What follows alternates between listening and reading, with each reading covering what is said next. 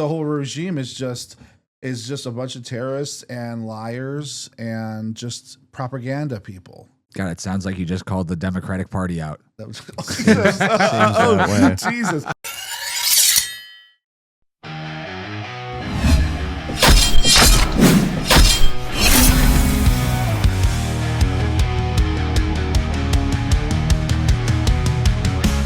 Welcome to the night zone, hear the warriors speak.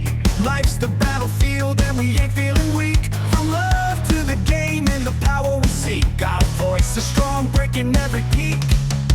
Talk of love and battle scars, everything that's real. From touchdown to sermon, you know the deal. Strength in every word we begin to reveal. Truth in every tale as our lives we unveil. Talk of love and battle scars, everything that's real. From touchdown to sermon, you know the deal. Strength in every word we begin to reveal. Truth in every tale as our lives we unveil. Protect and provide, we're knights in the fray. Nothing off limits, we got something to say. Life and love, fitness and fight all day. Guys Night Podcast, let's ride the wave.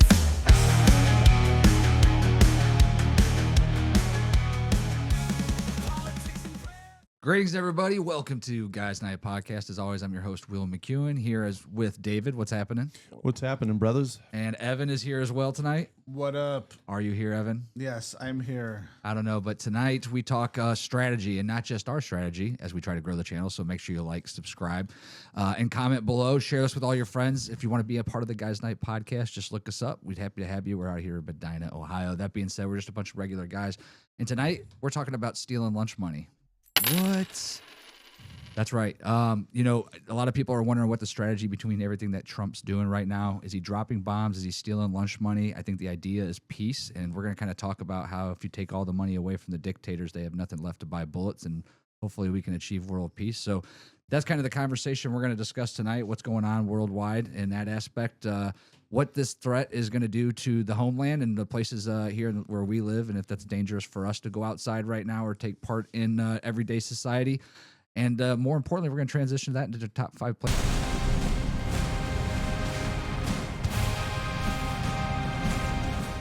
In all its beauty, where would we take our families? So with that, let's get started. What's up, dude? David, tell me, what is going on in the world right now? Man, there's some stuff. We're at war, which we're not calling a war. True. It's a scuttlebutt. Yeah, it's well, what has Trump been calling it? An excursion. We're on an We took a little excursion because we felt we had to do that to get rid of some evil. excursion, apparently. Yeah, it's lasted a little bit longer than I would hoped, but I mean, when you're trying to completely disintegrate a leadership and regime that doesn't want to give up the power that they have, it's going to take a little bit longer. I think now we're just fighting off the remaining gnats that are over there.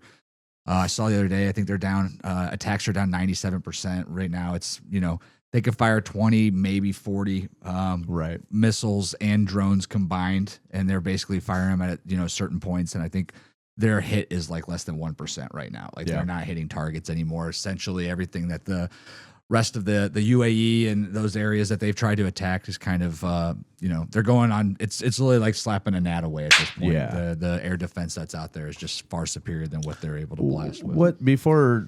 So obviously, you know, you and I track this stuff closer than a lot of people, and I know we track it a lot closer than, let's say, Evan does. But Yes. let me 100%. divert over to you for a minute here, Evan, before we like kind of go off and dig into this thing a little bit here. But Okay. like, what's your take on what's going on over there and why we're there? Like, what is your? There's no wrong answer here. I'm just curious. Like, the first reason we're over there is because didn't they bomb a bunch of military bases, U.S., and shoot missiles at? well, they did that Yeah. in retaliation. Yeah. But you know, and then we killed their supreme leader with an airstrike. But now I don't know. I've watched news is saying we also maybe injured their new supreme leader. That he's the like son. the Yeah, son. it's actually the son of the original, who they say is He's a like- worse person than the father, which is kind of Yeah. surprising. He's like 56 years old, I think, and Yeah. he has like, what does he have, like multiple brothers or something? Well, but why do you think we're even over there in the first place? To probably eliminate terrorism. One reason, because Oh, the global war on terrorism. Yeah. well, it's just that. Well, and then I also think it's because they're just, what's the word I'm looking for? They're again, I can't think of anything besides like terrorism, and their beliefs are just bad. I just can't. Well, yeah. It's just. I mean, I could see. What do you when you say their beliefs though? Is it that who do you say they? When you say they, what do you mean by they? I mean, like the whole regime. Okay. The whole regime is just a bunch of terrorists and liars and just propaganda people. God, it sounds like you just called the Democratic Party out. Jesus! But it's just. Well, politicians in general, right? The yes. difference is in a country like Iran, the politicians have the ability to essentially cut you off Correct. from all outside influence or friendships or anything in order to. It's kind of like COVID, actually. So really not that different. But I'm also watching when this is going on, different countries in the world are changing their beliefs about dealing with Muslim people. Like I think it's France, Switzerland. You can't wear burqa. Is it burqas? What they called? Not burqas. They're called something else. Hijabs is probably what you're thinking of. Is the whole headdress and everything. You can't wear hijabs anymore in public. They can't force women to wear that. Yeah. You can't force. They're not allowed to speak out their religion. Yeah. And I think it's just. So the reason why I asked you is because we obviously You Will guys- and I both military, wasn't in the military, but I politics nerd, right? Geopolitics nerd. So I pay attention. We both pay attention to the same things kind of in the same way for different reasons, I guess you could say. Sure. And then the rest of the public, I think, sort of has your feeling about it. Are either of you familiar with this term called Vietnam syndrome? I'm not familiar I've with heard the word that- I've Vietnam heard- syndrome. I've heard it, but I don't know examples of it. But I've So heard people Vietnam talk syndrome is it was a term that got coined following Vietnam, and it essentially had to do with during that time frame. It was how the American public felt about being at war. That was never declared a war. Again, Sure. Again, last time that we've declared war was World War II. Yes. But Which would require an act of Congress. right, even though we've been involved in several wars, like the Korean War, the Vietnam War, and the Gulf We prefer War to and call blah, them blah. conflicts. Conflicts, correct? Yeah. So mnemonics aside, or nomenclature aside, I should say, for whatever the hell we're doing over there with war machines, whatever, they're wars. So Vietnam syndrome was basically this sort of, let's say, lack of support of the American people for going overseas and going to war, meaning that the American people didn't support it. And so I guess if you stop and think about that, like, okay, so 9/11 happens, and then we go to war. We still didn't call it a war, but then we went to war. Well, then we did call it a war. We just didn't declare war. We did, Right. but we didn't. Called it the Is the act against what is it? Global terrorism. yeah, I think, or the war something on like that. terrorism Yeah. is underneath that. But Basically, so- the ability to do whatever they want without the power of the people having any effect on their decisions to fight in whatever country. yeah. or- So if you compare, the mentality of we just got attacked on our soil. Well, obviously, we weren't alive during World War No, II with yeah. the Japan attack on Pearl Harbor, but we were alive on September 11th. You were deployed, but so it was a different circumstance in that here on U.S. soil we saw an attack. And we can go into conspiracy mode about the attack, but we'll stick with the narrative version of it. We had an attack, like the airport shut down, all these different things happened. And then we were like, no, the fuck you're not. And so then the whole country was rallied behind and, we went to war, right? probably the last time that the United States was behind each other. Yeah. I mean, all of the neocons talked about, the new world order, and they talked about, needing a polarizing event like a new Pearl Harbor to happen in order for us to be able to do something like that. And then they got that via September 11th, right? It was actually George Bush Sr., GW or GHW, that kind of broke the paradigm of the Vietnam syndrome. And that was during the first Gulf War, in that was the first time that we did action on foreign soil where the country didn't come unglued as a result of it. I think they came unglued a little bit afterward, but this was the whole thing of, hey, we got Saddam Hussein and he just went into Kuwait and this sovereign nation, and everybody saw gas prices go up, and so they said, all right, well, motherfucking Irene, here we go. And, they went. There was the shock and awe. There was, 100-hour war. We walked through them like nothing. Right. All of that. And so that was like the first like sort of litmus test of like, oh, like the country didn't freak the fuck out when we did this. So let's take it a little further, Then 9/11 happens. And then obviously that, went into Iraq, and then that led into Afghanistan, which was 20 years, and so on and so on. Right.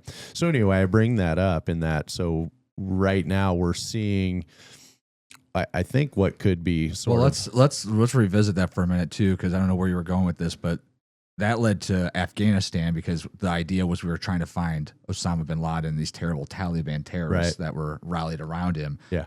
Which then led into, hey, while we're in this global war on terrorism, we also heard from a friend whose cousin's dating the son of a guy who knows Saddam Hussein, and they have weapons of mass destruction, and they're going to use them to annihilate every bit of I think it was the Sunnis versus the Shiites, right? So I think it was the Sunnis they were going to eliminate in mass, and then they were going to use that against our allies like Kuwait, and then eventually they were going to, there's so many movies about them bombing like the Eastern Seaboard of the United States or something, right? So they created this whole method of a reason to then go into Iraq while we were literally in early operations with Afghanistan. Yeah. Many of our troops went. We were in Kuwait when 10th Mountain showed up, and we immediately went to Afghanistan, which then led to a year later me being in Iraq. So it wasn't like these were things that were spread out. This is where a terrible incident got the American people behind, like, no, we're going to fight back. And then we had a neocon government, Republican Party government, extremely very Lindsey Graham, Ted Cruz style government that was like, this is our excuse to make a shitload of money by going to war. Whether it's vice president, who was the former CEO and founder of Halliburton, largest stockholder. And at that point, Halliburton, by the time I left Iraq, my second tour, Halliburton was running all of the civilian contracts that were over there, right? With basically blank checks. Yep.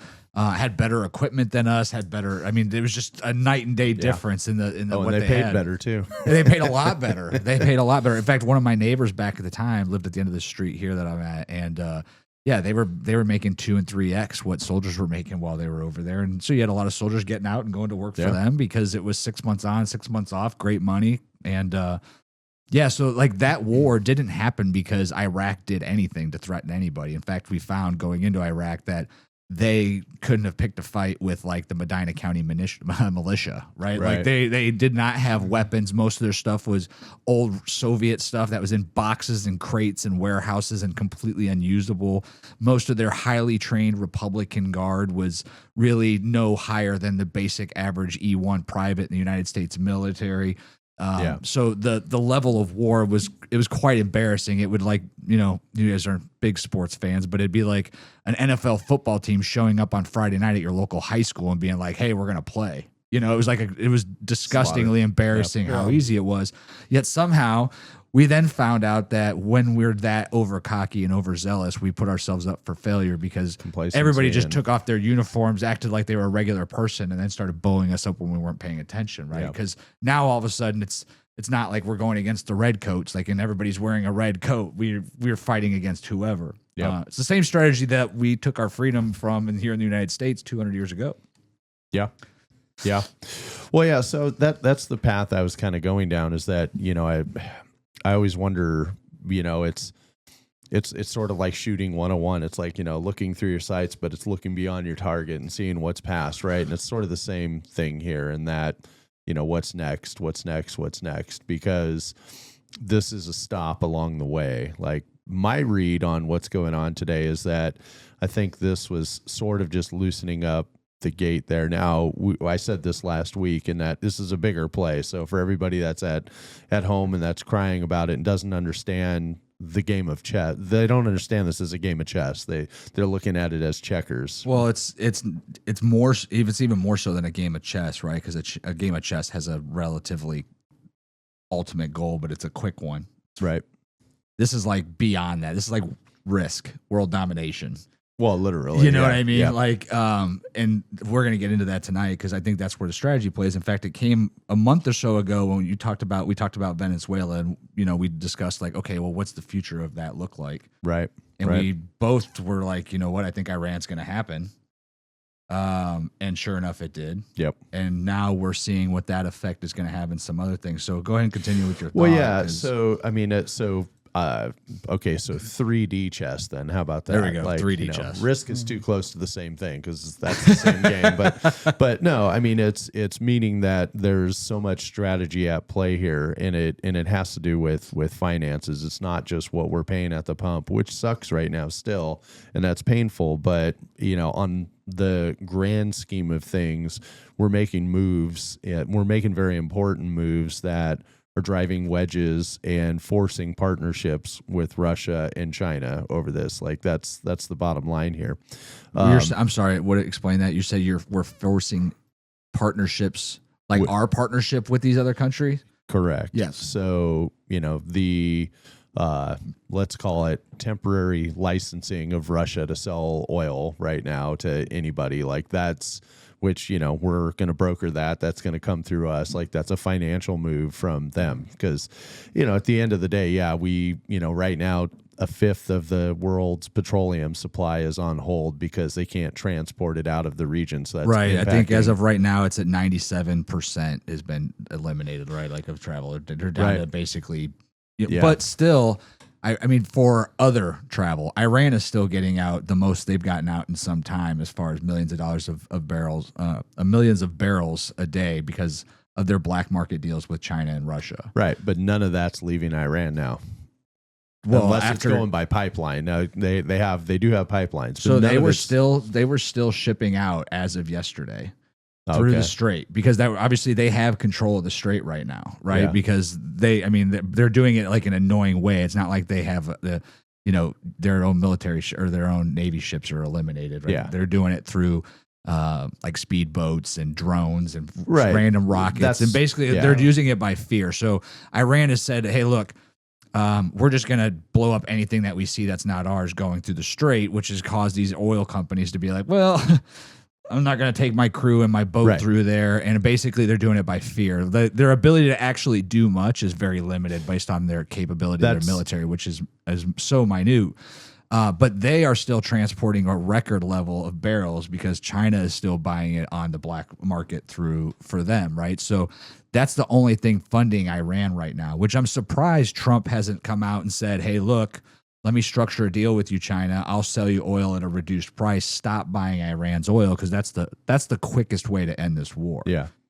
Without those funds, I mean, even on a regular basis, 30 to 40% of the revenue generated from the oil that's being sold to China from Iran goes directly to the IRG and their bomb making and their missiles and stuff like that. Like, it doesn't see the Iranian people, the revenue from that. And it's cheap oil though, right? And China, unlike the other places that we sell to or other places sell to that require us to continuously upload travel and freight and continue those barrels out, China has the capability of like just mass supplying, and they have been for really the last 6 months because they obviously knew this was coming down the pipeline.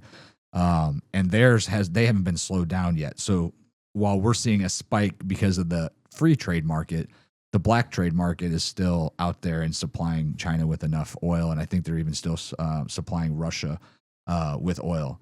The idea now is that the United States can be like, hey, look, stop doing this so that we can create a free travel through here. And eventually that will tank oil prices for everybody. And gas will go down ultimately everywhere for us. And that will lead to less inflation because now it costs less to ship things. So a free Iran, and Iran that takes part in world trade and opens up the strait for free travel, is beneficial for every country really across the planet.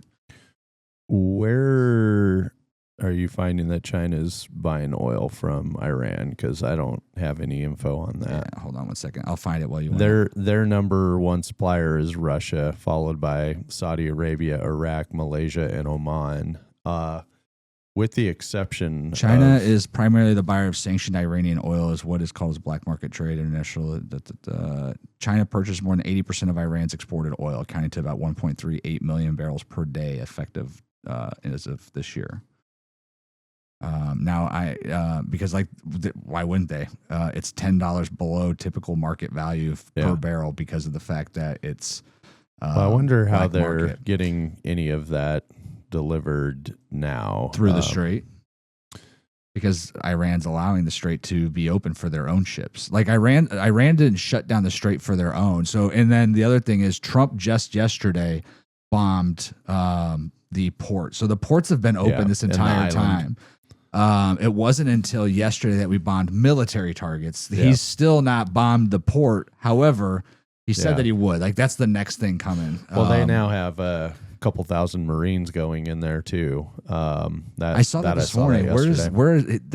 They're sending them though on ships. They're not sending them on ground. Yeah. And he also just said that he's gotten a couple of their allies to bring out ships and stuff to protect the strait as well, because it's obviously beneficial. They even for asked everybody. China too. I know. Yes, I know that. China, UK, France, Russia. Well, again, there's that. There's that whole forcing a deal based on petroleum supply. Well, and why would we want to do that? That's no different than, you could even bring Cuba into this. I don't know if you brought up Cuba. Karg Island. Last week. Karg Island, yes, that's correct. Which is like their main port. But the other thing is, and here's an example, if we wanted to critically just take out Iran's capability to buy or do anything, bombing that port would do so, right? Like that is where all their oil is being exported out of. But I think it's 2.1 million barrels per day right now. Yeah, but now you're talking about impoverishing, correct, and that's the entire country and leaving them with nothing. But when people say like Trump doesn't have a plan, or Trump's not worried about the Iranian people, or Trump's just doing this because he wants war, like you have to look at those parts in the strategy as well. Like, no, honestly, if we wanted to just annihilate Iran completely, we could literally bomb that port, eliminate their ability to generate any revenue at all, because that's really their only export. Yeah. The people would starve. They would have no more ability to fund terrorism, create weapons at all, period. And the world would be a better place, but ultimately Iranians would be in a world of hurt. So for those who say like there's no real strategy, Trump just wanted war. If he just wanted war and wanted to end this quickly, he could end it right now. Yeah. Could have just dropped big bombs, not even nukes. Like, could have dropped Moabs everywhere and just killed millions of people. Sure. Like, that's, sad. That's not difficult to do. But yeah, I guess, again, I think I'm getting back to what I'm like looking further down the sight picture of just the action, like everything that's going on there. It sucks. Like, we don't want to be at war. We understand that there's a million other things we could be working on here at home and not be over there. But I think there's bigger reasons for it. And we talked about this last week. Like, there's millions of people that work within the government that do nothing other than just military and wartime planning for stuff like this. Like, it's not just on a whim, it's not just because Orange Man bad because he's bored and he wants to, do this. Like, there's a bigger strategy. And I think that's the financial play there at re-bankrupting Russia back into submission. So that's the thing about after the Berlin Wall came down and Russia actually the Soviet Union was no more at that point. Like, they were beaten into submission. Like, we could go to Russia, like, and they welcomed us there. Now, doesn't mean that, they're all of a sudden a perfect place. Like, crime went up and, basically all the things the government was doing there just got privatized and everything, but they were financially beaten into submission. And I know that that's definitely the plan. There's no circumstance just a little foreshadowing here, like when we start talking about our top 5, one of the places is on my top 5 to move to would be China, actually, which is kind of funny to say that. Yeah, I would not say China, but that's to each their own. Don't give too much. Stay tuned, folks. We're gonna give our top 5 places. We'll come back. I just want to know why China. Well, Or you're just going to a- hear it, and that's a portion of the episode. So hold your questions, Evan. I know you're excited. So, Evan, when you hear all this, right, as an outsider, Yeah.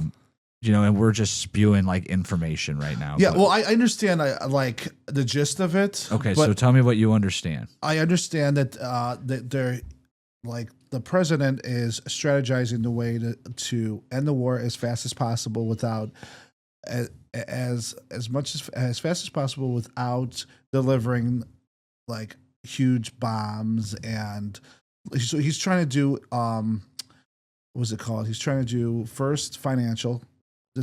What's it called? I can't even think of the words. He's trying to bring down the regime without fighting. So he's trying to, what's it called? I'm trying to think of the word. He's trying to Starve? not starve them, but drain them of money first. Sure.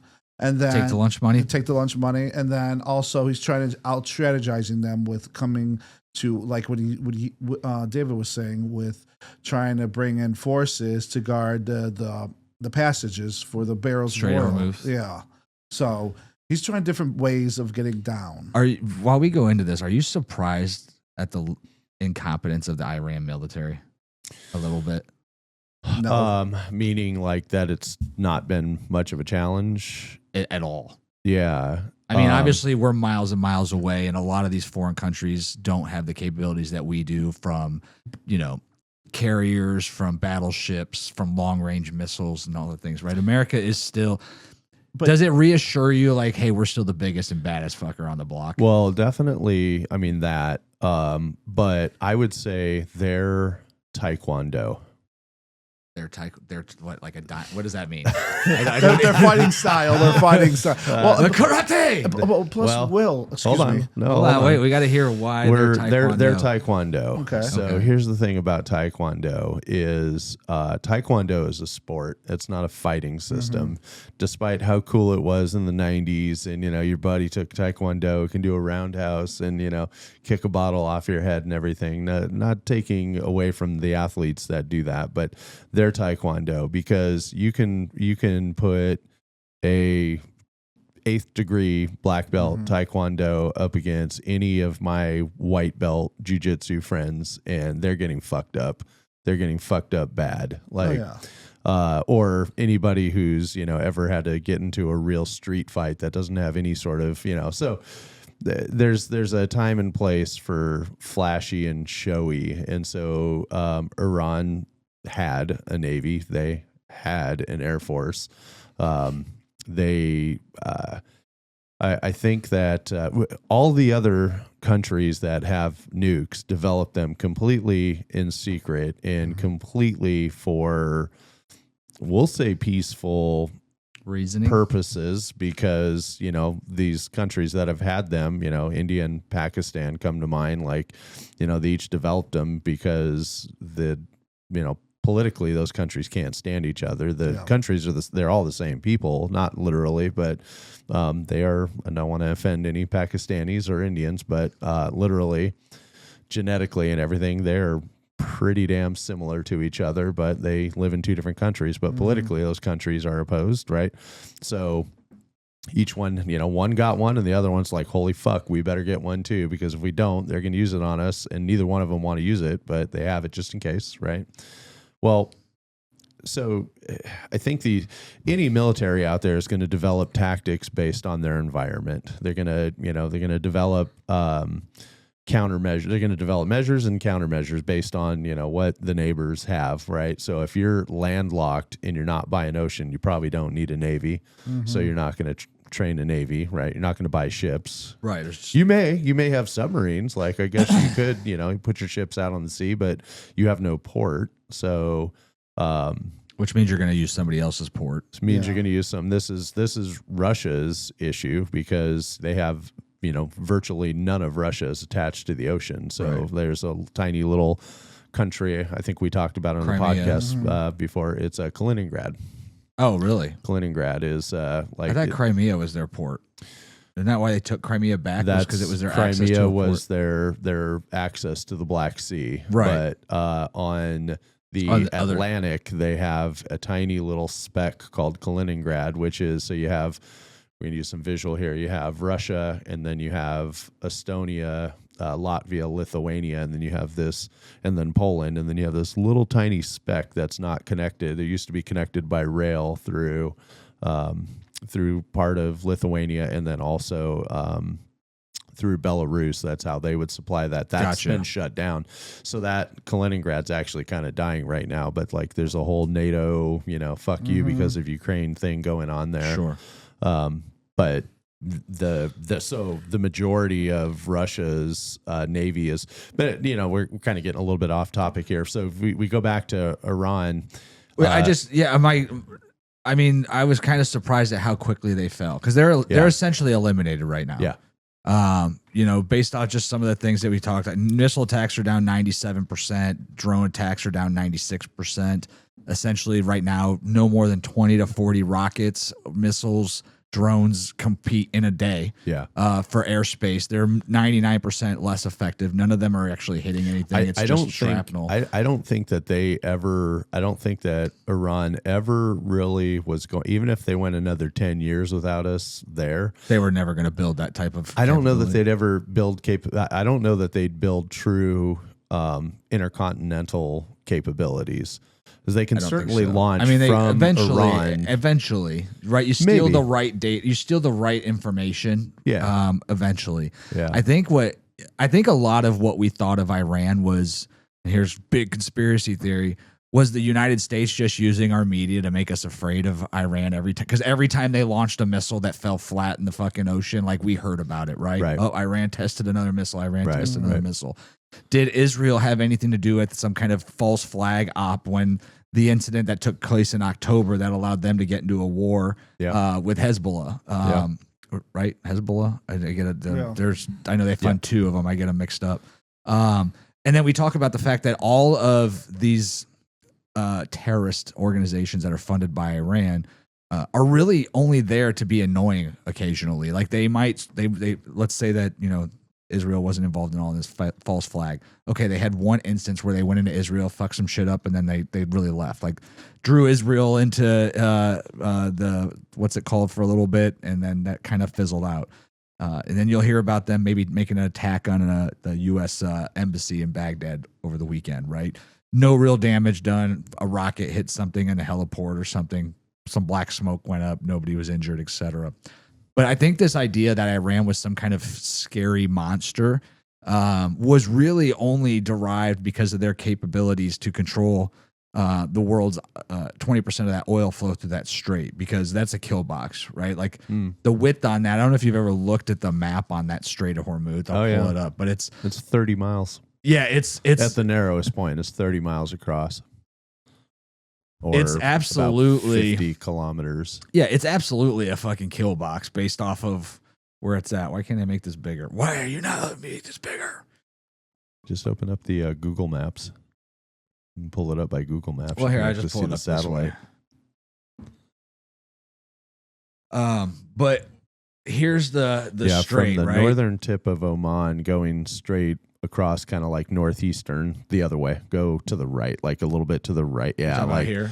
That distance from like peak to peak there, from the point of Oman to like the edge of Iran, the closest is like it's like 30 miles. But it's not only the fact that this is only 30 miles, even over here is not that much space, but this is all bordered by Iran. So, the big thing is like the entire side of Iran's cliffside has underwater tunnels, boat access, submarine access. They had their own navy and own ships that really controlled the passage of here. So at any point in time, they could shut off oil transportation out of Iraq, out of Kuwait, out of Saudi, whenever they wanted to, by really freezing up this port, which allowed them to then use black market sales underneath the restrictions that they were in by selling cheaper oil than, like, let's say Saudi Arabia is selling it for $70 a barrel. They would sell it for 58 or 60 in order to get China to buy it from them. China would then stockpile it because they were buying it cheap, which anybody that had the capabilities to do would do. And then they could kind of control really the world's economy. In fact, at any point in time, they could have really put a hurting on the United States economy if they would have just started blasting boats that were going through there. But I think they kind of knew better, right? Because then they could have been delivering oil to all these areas. But yeah, over this time, I think we've been made to feel like Iran had some kind of powerful military, and we're seeing it now. while what the U.S. is doing with Israel is pretty robust, it's not that we've gone out of our way to create some, like, we're not using some top secret like weapons capability right now. Like, we're sending A-10s over there, which if you've seen an A-10, they're cool, Slow. but they're like, They move real slow. it's literally like a flying cow. Yeah. I mean, it's like not the epitome of the U.S. Air Force. We're not talking F-18s, F-16s, right? Like, so for them to be able to just fly at will right now over there tells me there's no air defense left in Iran. No, there's none of that. That goes to say, like, what was Iran doing with that oil money? They were obviously keeping the regime rich, keeping the IGRC, IRGC. I don't know why I can't say it right now. IRGC. But keeping them, and their primary responsibility was really just to keep the regime in power, right? Like, this highly trained military wasn't there to go take over new land, to really even protect the country. Their job was really just to keep power, squash out protests, eliminate secretly like kill lots of civilians. Fund terrorism, apparently. Right. And fund the terrorists out of the other cities, right? So I was just kind of surprised at the lack of capability they had, because we didn't lose a fighter jet other than the one that I think accidentally got shot down by Kuwait. We got shot down by our own Patriot missile system that we sold to Kuwait. That they had the wrong squawk codes on their kill or don't kill transponders, and no, I think definitely on our side of the media here, there's our own propaganda that had us believe that, like, shit. You guys ever watch that movie the Obamas put out on Netflix like 2 years ago, that Until the End of the World, or God, I did watch that. I'm trying to remember what that was. That the one with the noise or whatever that would come once in a while or something like that? that was like they were hiding out in somebody's secret bunker or something. Well, the noise was them using like microwave weapons and stuff, but the story was the beginning of World War III, and Iran was the tip of the spear with that. And it was the one where they hacked in all the Teslas and turned on the autopilot in the Teslas and were crashing them around, and they disabled. It starts off at the beach. Julia Roberts. Yeah, I remember it. The boat. I definitely remember it. Yeah. So I'll have to watch that again, actually. Yeah, and that's another one that could be interesting to watch, because then you're looking at, all right, it's the, truth stranger than fiction kind of thing, or fiction stranger than truth. But the narrative of that movie had a lot to do with, Iran, and, it all started off with cyber warfare and how they, accessed all these things. And then when it came to weaponry, it was DEWs and microwave and all that stuff. And, people then were getting radiation sickness and all that stuff. But our side, we're definitely exposed to propaganda, because that's how you're going to either avoid or get around the Vietnam syndrome of, why are we going to the other side of the world to fight these people? Like, we're not Israel. What do we care if they went over there on October 6th and killed a bunch of people?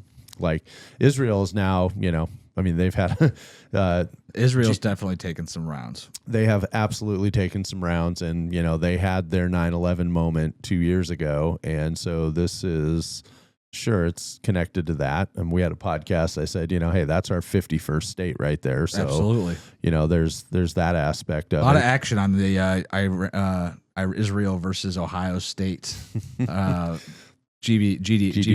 I don't think everybody realized the GDP was so similar. I don't think they realized the amount of people. I don't think there was a lot of stuff even I didn't realize when you brought some of those facts up. So make sure you guys tune into the last episode, actually 2 episodes ago, where we kind of discussed that, because I got to give Israel is definitely an acquired state by the United States. When you look at it financially, I mean, it connects 100% that way. I have to give some credit to your teenage daughter, actually, in this discussion. From one of the nights we were all out at dinner, and she was going through the cities that would be most likely to get attacked here, and Columbus, Ohio was on that list. There's one thing that I knew that I completely forgot, hadn't even given any consideration to in probably 10 plus years or so, but a major function of the entire U.S. military apparatus is located in Columbus, Ohio. the entire logistics management systems for everything for all branches of government or all branches of the military is in Columbus. Like everything from like toilet paper to fucking bullets, like logistics, anything that's needed anywhere is located there. So, which people think, well, that doesn't mean anything because you go and you blow up all the computers and the people that resupply you with everything from toilet paper to bullets, right. Or fuel for your jets. Yeah. If you take that out, that's a pretty. I'm sure they have backups for it and everything, but the people who manage that all work out of Columbus, Ohio. That's public info, but it's not like I'm leaking out any secret squirrel shit. But anyway, so and of course, that business is part of the GDP here.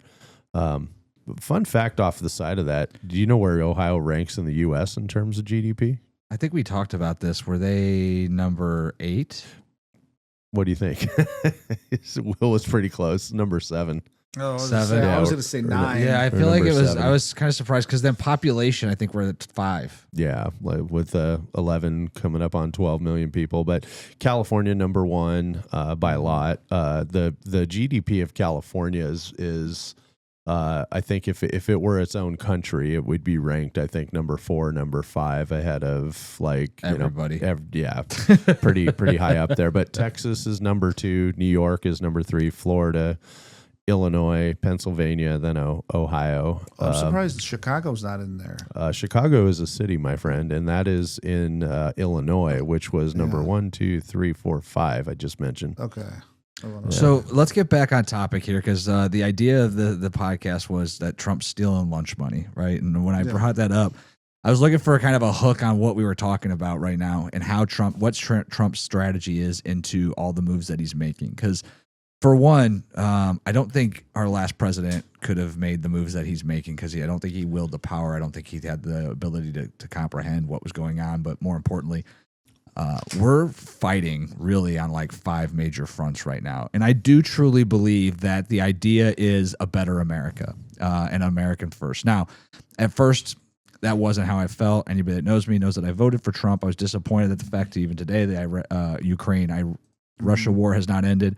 Even more disappointed when we started a new war with Iran by, not even just recently, but before by destroying nuclear targets. Because I thought that these were excuses. I thought this was, and I think part of it was more frustrating because it involved Israel. And once again, I am an American first person. I don't care who's running for presidency, Congress, whatever. And when I say America first, that doesn't mean that I'm racist. It doesn't mean that I want to say screw every other country out there. It means that we have our own problems in our own backyard. And we are not doing a good enough job as a population of solving those. And what I mean is we don't need to let in 20,000 illegal immigrants that have no jobs, no homes, no food, no money, when we have millions of people in our own country with drug problems, no food, no money, no homes, etc., littering our streets, making things dangerous because that's what happens when you're desperate and you have nothing to. So I truly believe in America first, and the money that we're spending right now by funding Israel, funding Israel, billions of dollars, and then funding now our bombs and missiles and stuff that we're utilizing in this war, I would rather see go to our country. That being said, over this weekend, and I was starting to kind of fold last week, but over this weekend, I really tried to look at it from like an open exchange, not in like I want to be pro-Trump, not in a way that I want to be able to defend myself when somebody who's, on the other side of things wants to tell me how bad everything that's when I really just wanted to kind of, all right, what is the overall benefit? And what got me thinking was when I heard the report about the blackouts in Cuba, right? And that Cuba's dictatorship is starving right now. I was like, interesting. Why is that? And it's like, because we basically stopped Venezuela from once again selling them black market oil, right? And for those that are just listening, black market oil being the fact that they're sanctioned countries that are doing business and buying it for a little bit cheaper. It's no different than going to buy a black or an M16 from a guy in the back in the neighborhood because you can't buy one on your own, right? So because of that, they're starving. Now, because of the prior move in Venezuela, U.S. oil companies are still selling oil reserves to Cuba, but they're doing it through contracts, and it's not going directly to the regime. It's going to businesses, et cetera, to stimulate the U.S. or the Cuba population and financial aspects. which is then creating this kind of more powerful citizenship of Cuba, which is more than likely going to finally take over the dictatorship of Cuba and kind of make that once again another free country, which ultimately only makes the world a little bit better. Now it's not going to be a perfect scenario. 52nd state. Yeah. Israel's the 51st state. Cuba will be the 52nd state. It's not, these aren't perfect scenarios. Even Venezuela is not a perfect scenario, but since we've gone into Venezuela, they have multiplied their oil production, I believe, by 2.4x what they were producing before, which is putting more money into their economy, and I think in eventual time. Now, I did see an interesting interview the other day talking about Iraq is not a failed state. I haven't done much research on Iraq since the war, but from my understanding, actually, they're holding elections nowadays. They are actually creating schools and education, and a better society of people. So that being said, it brought me into Iran. Okay, well, why are we into Iran? Well, I started looking at it as like, what is oil? And oil funds the world. But for most of these countries, when these countries have like a major export, whether it be oil, whether it be cobalt in the Congo, the money that goes through and is taken in by these dictatorships and these regimes doesn't actually go to the people. The money goes to the regimes who then fund wars, fund terrorism, and the only reason they do that, right? And the reason they do that is not because they want to take more land or anything else. It's because they want to scare more people and they want to have control over their own people, right? Because like we've seen with Saddam, eventually you get taken out and nobody cares who you are anymore. The people just move on. Right. These dictators, if the people realize that they can take over, and let's say the IRGC is stopped and gone, who is this dictator? Who is the supreme leader at that point? He's just another guy that can, be taken. So these terrorist actions and stuff that these states and these guys have is really just their way of funding. So Trump's idea of going into Iran really is more so in like, let's create a better Iran means a better oil trade market globally, which then prevents Russia from buying outside of sanctions. Now, Russia, who's funding their war through oil and selling it on the black market as well, is unable to do that because everybody's buying oil from the free trade market. China stops buying it from Iran. Now, all of a sudden, the IRGC can't build more weapons, and all of a sudden, Iran starts to trade on the free market.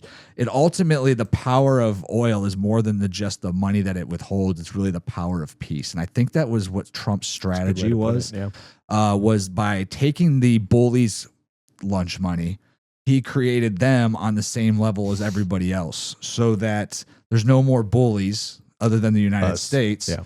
But our goal isn't to go in there and take land. We're not putting troops on your land. We're not there to, intersect what you guys are doing. Our goal is to prevent dictators from ruining the lives of millions and billions of innocent people.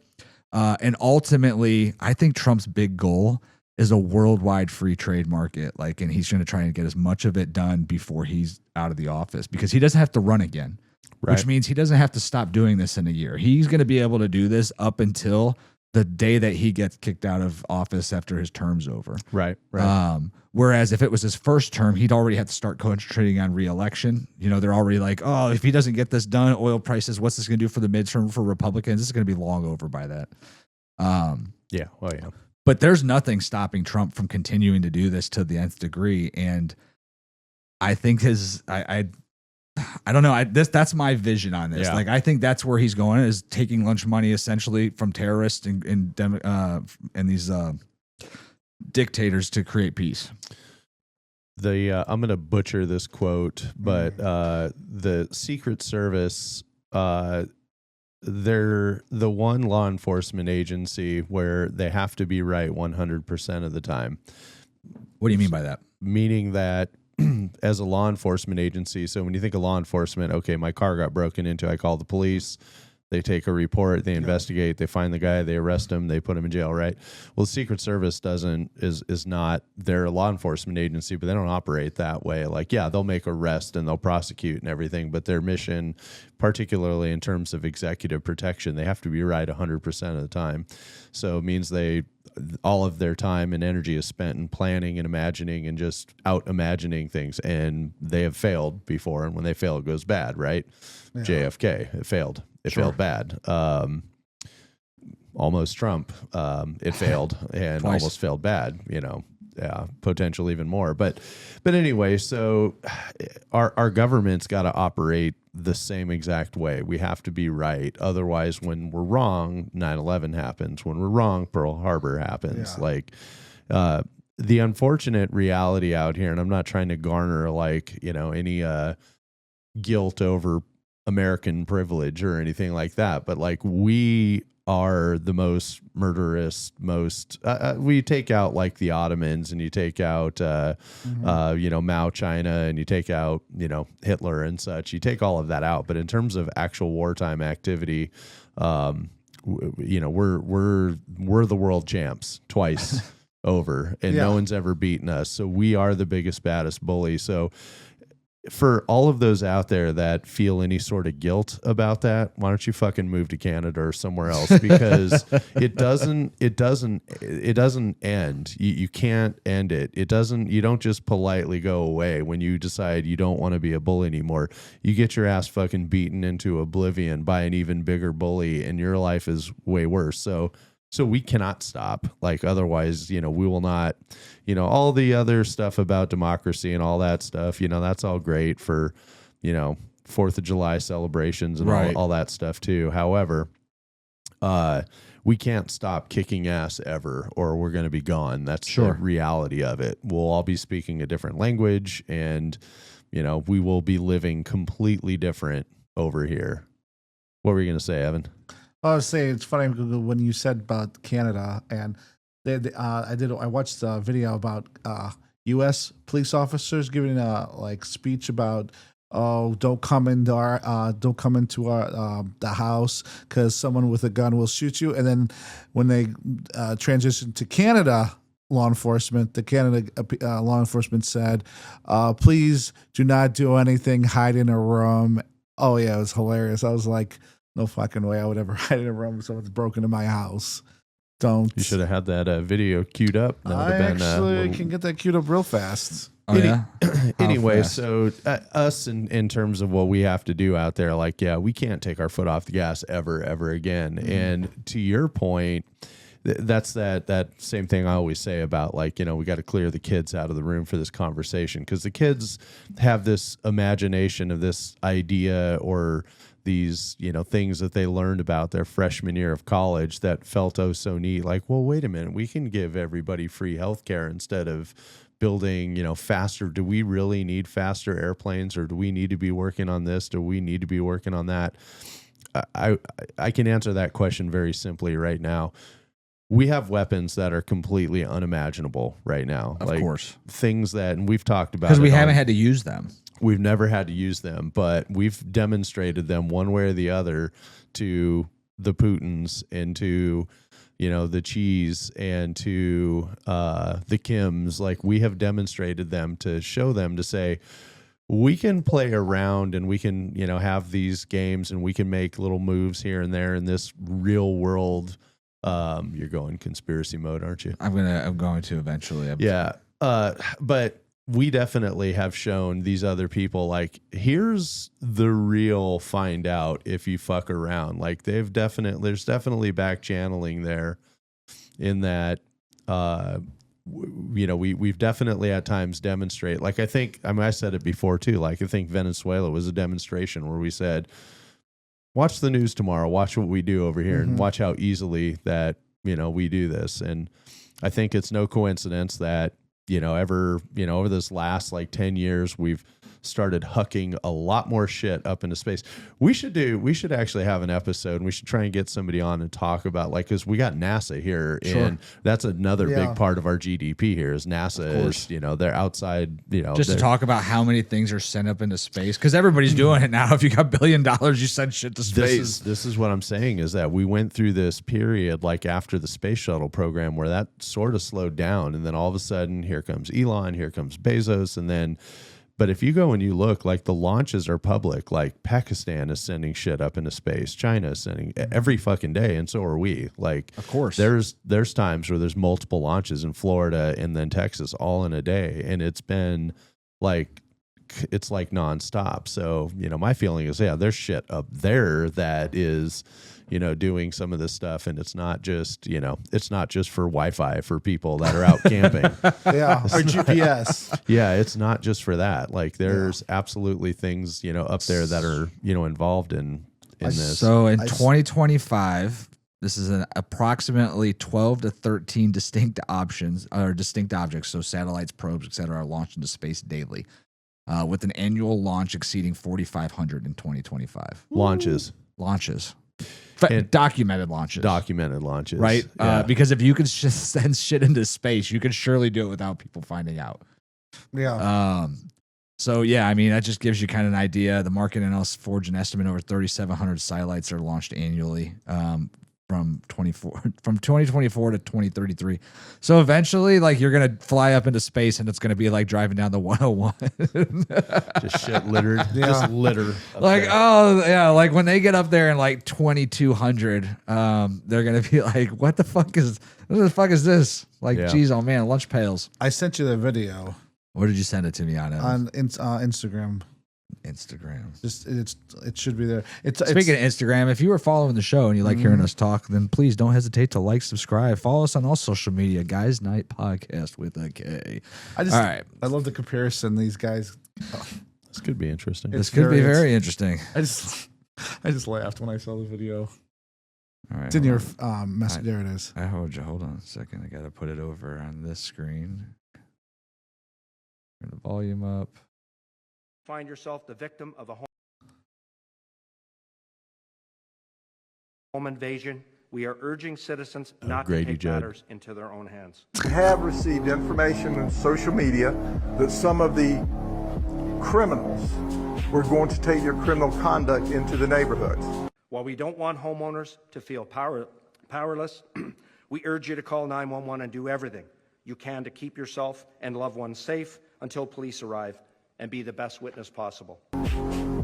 I would tell them, if you value your life, you probably shouldn't do that in Polk County, because the people of Polk County like guns. They have guns. I encourage them to own guns, and they're going to be in their homes tonight with their guns loaded. And if you try to break into their homes to steal, to set fires, I'm highly recommending they blow you back out of the house with their gun. This could mean locking yourself in a room away from the perpetrators, hiding, fleeing the home, but don't engage unless absolutely necessary. We know the best defense for most people is to comply. If you're not afraid of Grady Judd is the man. Dude, that's hilarious. Yeah, he run for office for something after that? Because that was, I love it. That was back in like 2022, I want to say. Yeah, when that took place. That was, or maybe that was post George Floyd. It was, yeah. Yeah, I'm pretty sure he's still the sheriff there. Yeah. I was just like, my friend sent me that like a week ago. And I'm like, who's his friend? I'm very interested in your friends that send you this stuff. We should have them on the podcast. Nick's one of them. Yeah, he was reelected in 2024. Yeah. So yeah, he's still. And Nick's an ex-Marine / sheriff now for the he works in. No names, please. Oh, well. Don't even be doxing anybody. So we're the biggest and baddest out there, and we could not stop that. And I'm going to go against something I said a few episodes back in this regard, in that, so we've got weapons that are unimaginable, and we can launch them from right here, like here, and send them anywhere, right? So the military that Iran, I think it was our propaganda on this side probably overstated it so that, we set the urgency. Like, I don't doubt, everybody is, there's a certain amount of nuclear material that they have there, so they maybe have enough for 10 bombs. Still haven't found it, but then again, we don't have boots on ground either. We don't have boots on ground, but this is the modern day version of the WMD story from Gulf War and Afghanistan, where we know we have it, it's there. Well, because remember it too, sorry to cut you off again, but it wasn't until after we started the initial attacks that we said when we got there, they said they had enough for 16 Right. Before that, they didn't have the capability. We disintegrated their capability. We Yeah. took out all their nuclear plants, power, blah, blah, blah. Yeah. There was no way they were going to be able to create a nuclear bomb. Fast forward a year, and we went down there to negotiate. They told us they had enough for 16, so we're going to take care of this. Yeah. And it's amazing how that changes with, once again, that narrative of war. Right. So I didn't mean to cut you off. No, but you're spot on in that. So that Operation Midnight Hammer, where we went in and we completely obliterated their capability. totally took them out. They have no power to do anything. Now, granted, you have these. So when we built the very first nuclear weapons, these things were, the Manhattan Project was spread across, I think, 10 different states with like small and very, very unmeasurable activities in some spots, and then massive operations in other places. Sure. Right. So you have to do these things across multiple locations, and you have them all compartmentalized where, people at different locations, they don't even know what they're working on. So they could very possibly have plutonium and everything they need located somewhere deep underground that, may be impossible to find. And then we probably destroyed, one apparatus or one part of the weapon systems on one side of the country and obliterated that. But, just like we never put all of our development of these things into one location, there's no way in hell they did either, that they're going to have things spread across. I mean, shit, if you tried to go do a World War II weapons tour of Germany and see like all the historical sites of where weapons were developed, you'll spend the rest of your life doing it. Because Well, I was going to say, it's so funny you brought up Germany, because that was where I went, and I was trying to look up the book. I can't remember if it was Operation Paperclip that I read recently or another one, but they talked about how like they just continued to find these different plants that were, whatever the case, and they were turned into weapons building maps. And then, you know what it was? What was the movie that just came out recently that was about the famous general that they captured? Hold on a second. I think. Oh.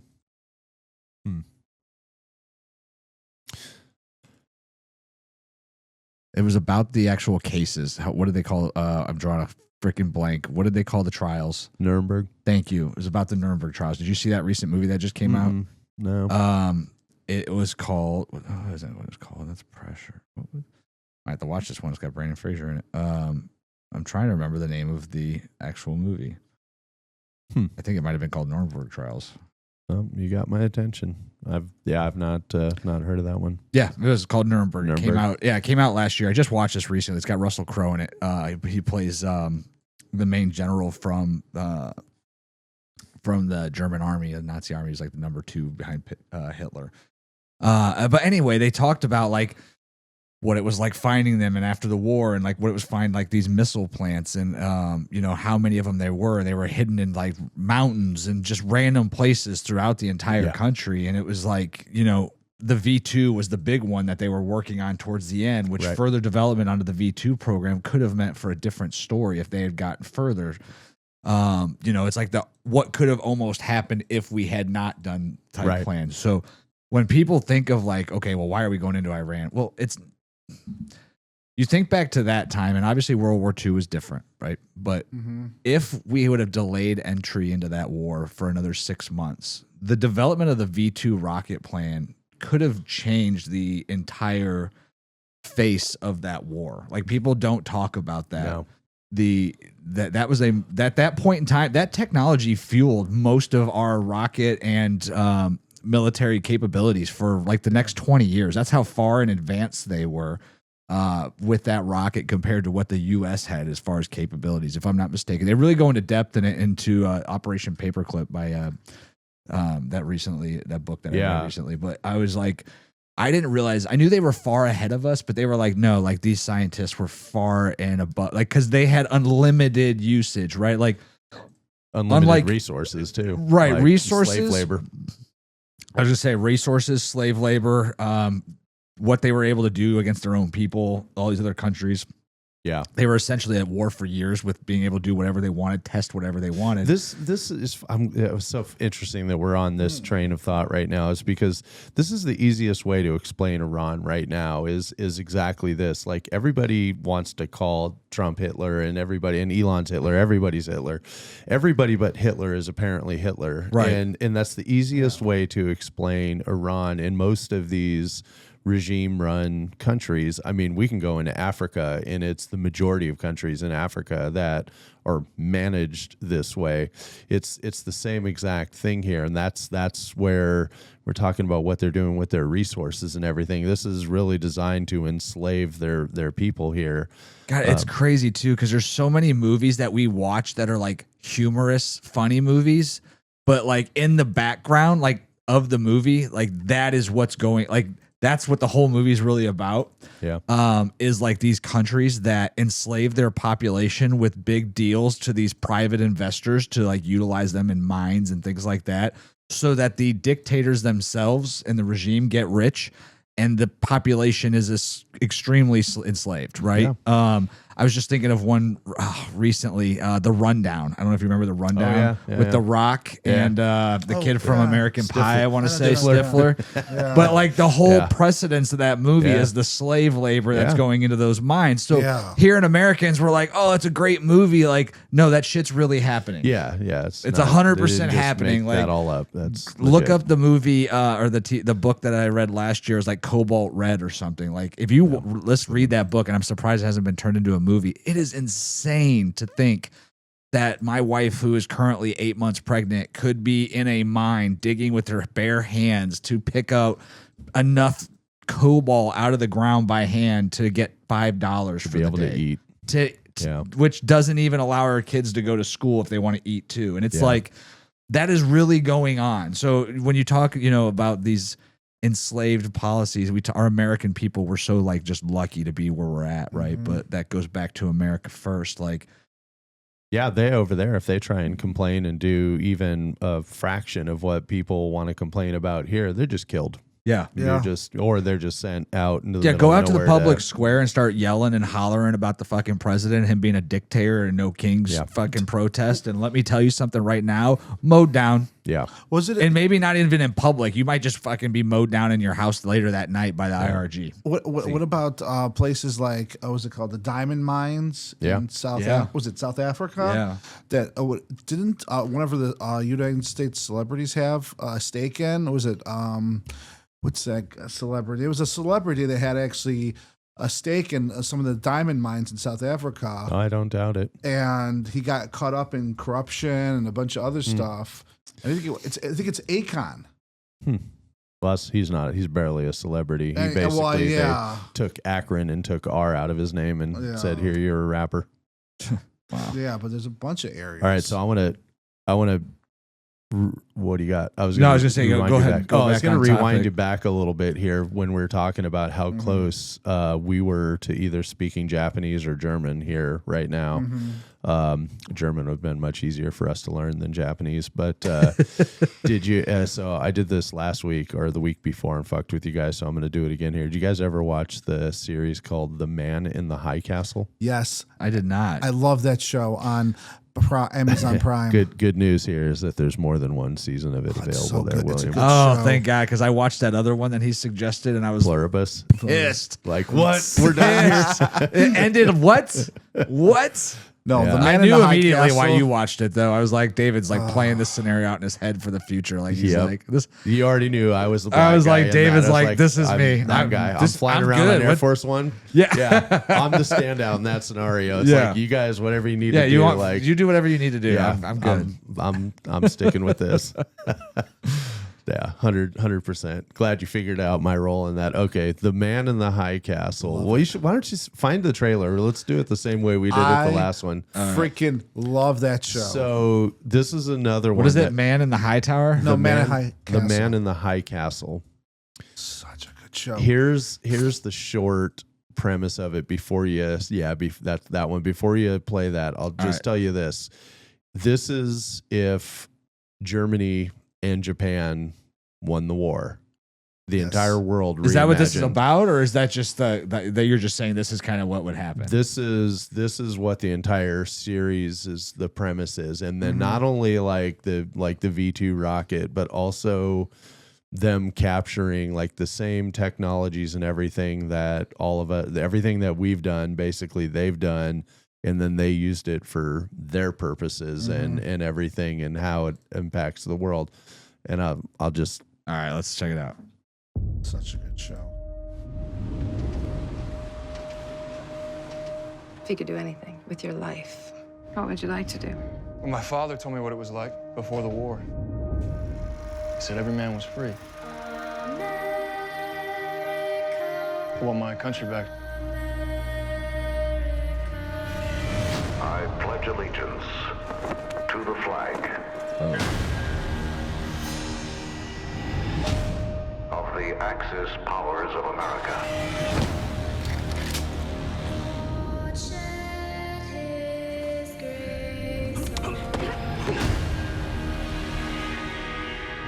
And to the republic for which it stands. One nation, under rule,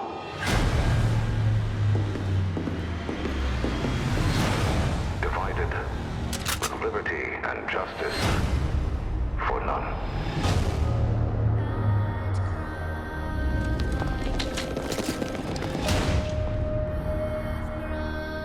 Evil triumphs only when good men do nothing. I'm here because I want to do the right thing. Take this. what is this? A way out.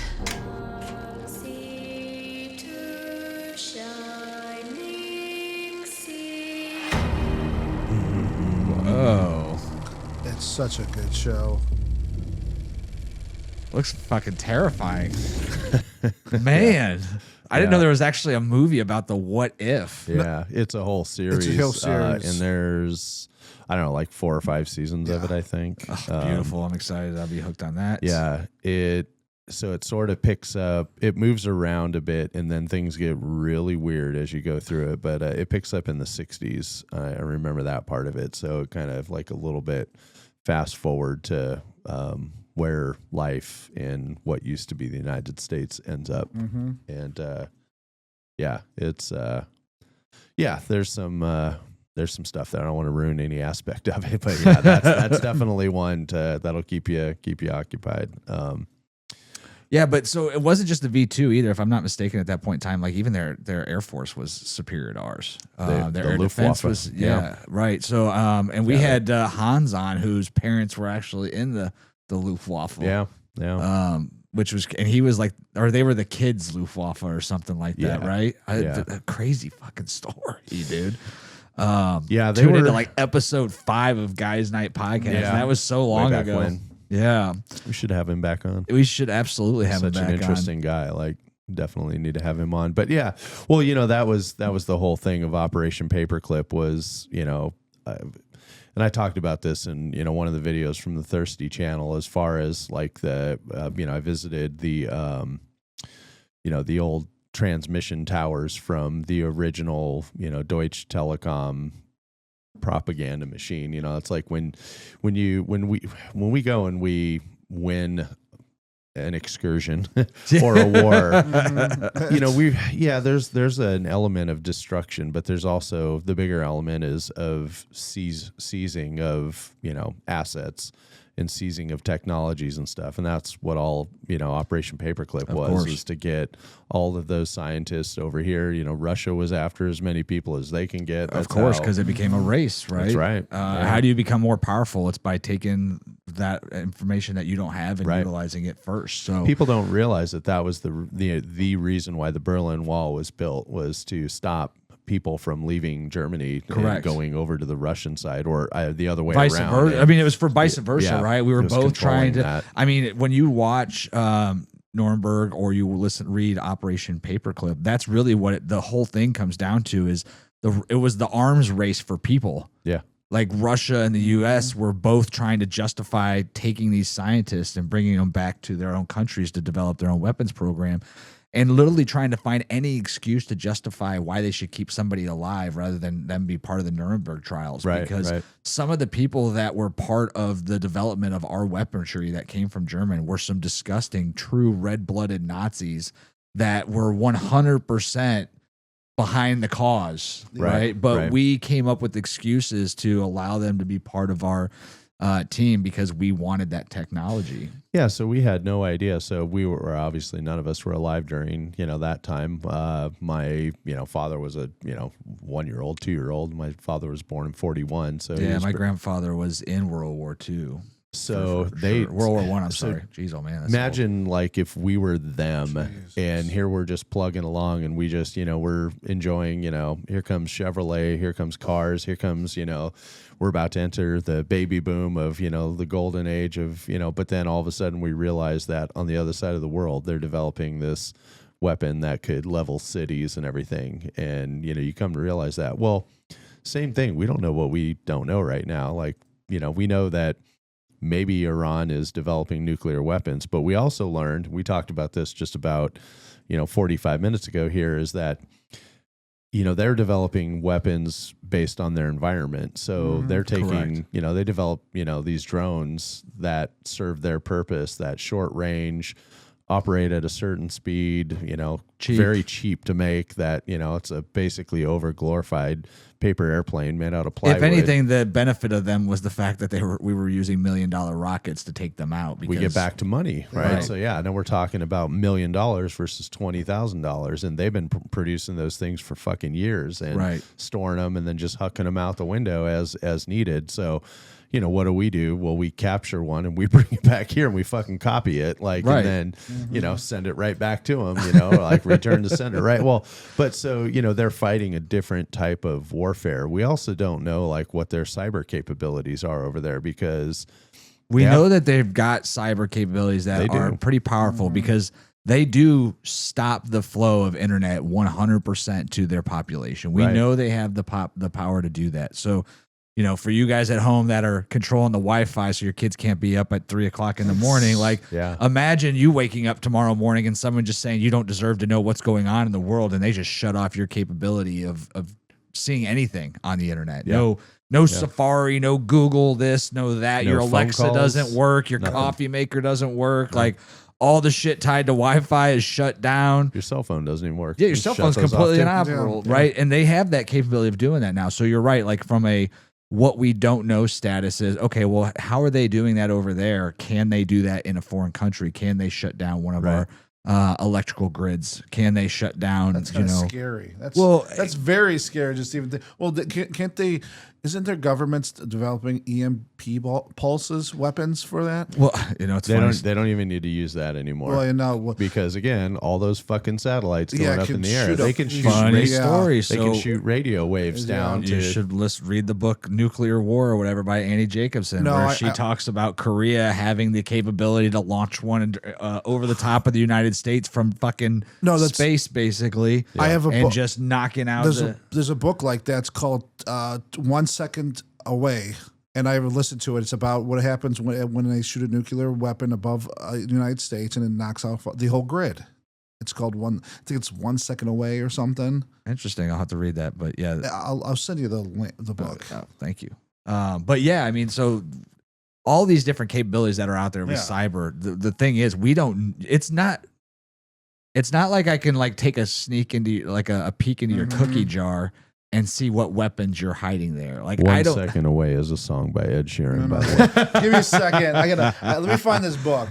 That being said, it's not like we can peek into people's capabilities into their weapons locker, into their cookie jar, so to say, and say, until they launch it. They have to be able to. We have to launch it, and then we know what's happening, right? And we have billions or hundreds of thousands of satellites in the air that can literally dictate within a second of a launch taking place of where it's going, how powerful it is, all that information. But when it comes to cyber attacks, there's really no way to test that other than to see it in use and be like, oh shit, somebody just shut down our internet today.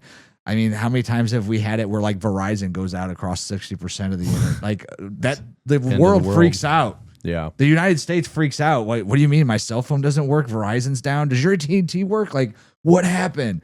We don't know if that's the government testing shit on us, if that's another country testing shit on us, like, because they're never going to let that shit out. Yeah, they're definitely not. Like when they've had some of those big outages, like AT&T had one, like whatever that was 4 years ago. Yeah, it was recent. And yeah, Verizon had an equally large one too. And that's one of those, 100%. If we're getting conspiracy mode, but if that was a foreign country, they're not going to come and tell us unless it was an excuse to go over and say this was them and we're going in, right? Right, but if they have that kind of power, what other power do they have, right? That's just it. You talk about a country in fear. Now, if the government came out and said, like, hey, this country has that power, we need to stop it, people would probably be like, yeah, we do. I need my cell phone. Yeah. Right. Isn't it? Yeah, we're so retarded. Yeah, like we don't need to go to war. However, if it's preventing me from fucking using my cell phone to watch YouTube videos all day while I drive from restaurant to restaurant trying to sell Budweiser, then we got a real problem and we're fucking going to nuke everybody. Well, it's the same people that just think the problem is as simple as gas prices as well. Like, same thing. Like, yeah, it sucks when our phones don't work. It sucks when gas is expensive. Well, and gas being expensive means other goods are going to go up, right? And we just had a whole fucking economy conversation when Biden was in about how the free money that we gave jacked up all our prices on everything. And despite the fact that our economy is operating at a much more better rate right now, prices aren't going down. Well, I thought you were going to lower prices. Well, unfortunately, you guys keep buying shit.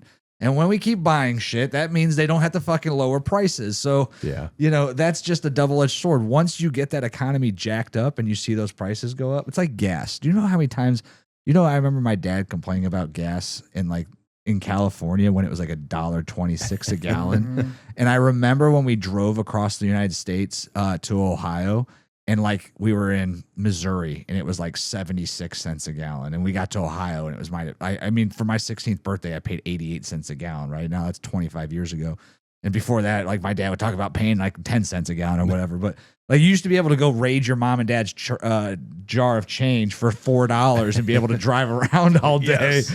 But like as gas prices got up, I remember when it hit $2 a gallon. Yeah. I remember when it hit $3 a gallon. And yeah, everybody freaked out. You remember in 2008, I think it hit $3.50 a gallon, and all of a sudden trucks went down like 75% in value. Like I worked at a dealership. Those are Ohio prices, my friend. Of course. I was still living in California in 2008, and it was painful. I remember at $4 a gallon, and it might have hit $5 a gallon. That was a really bad time for diesel. And I remember, $40,000 diesel trucks or gas trucks being sold for like $21,000.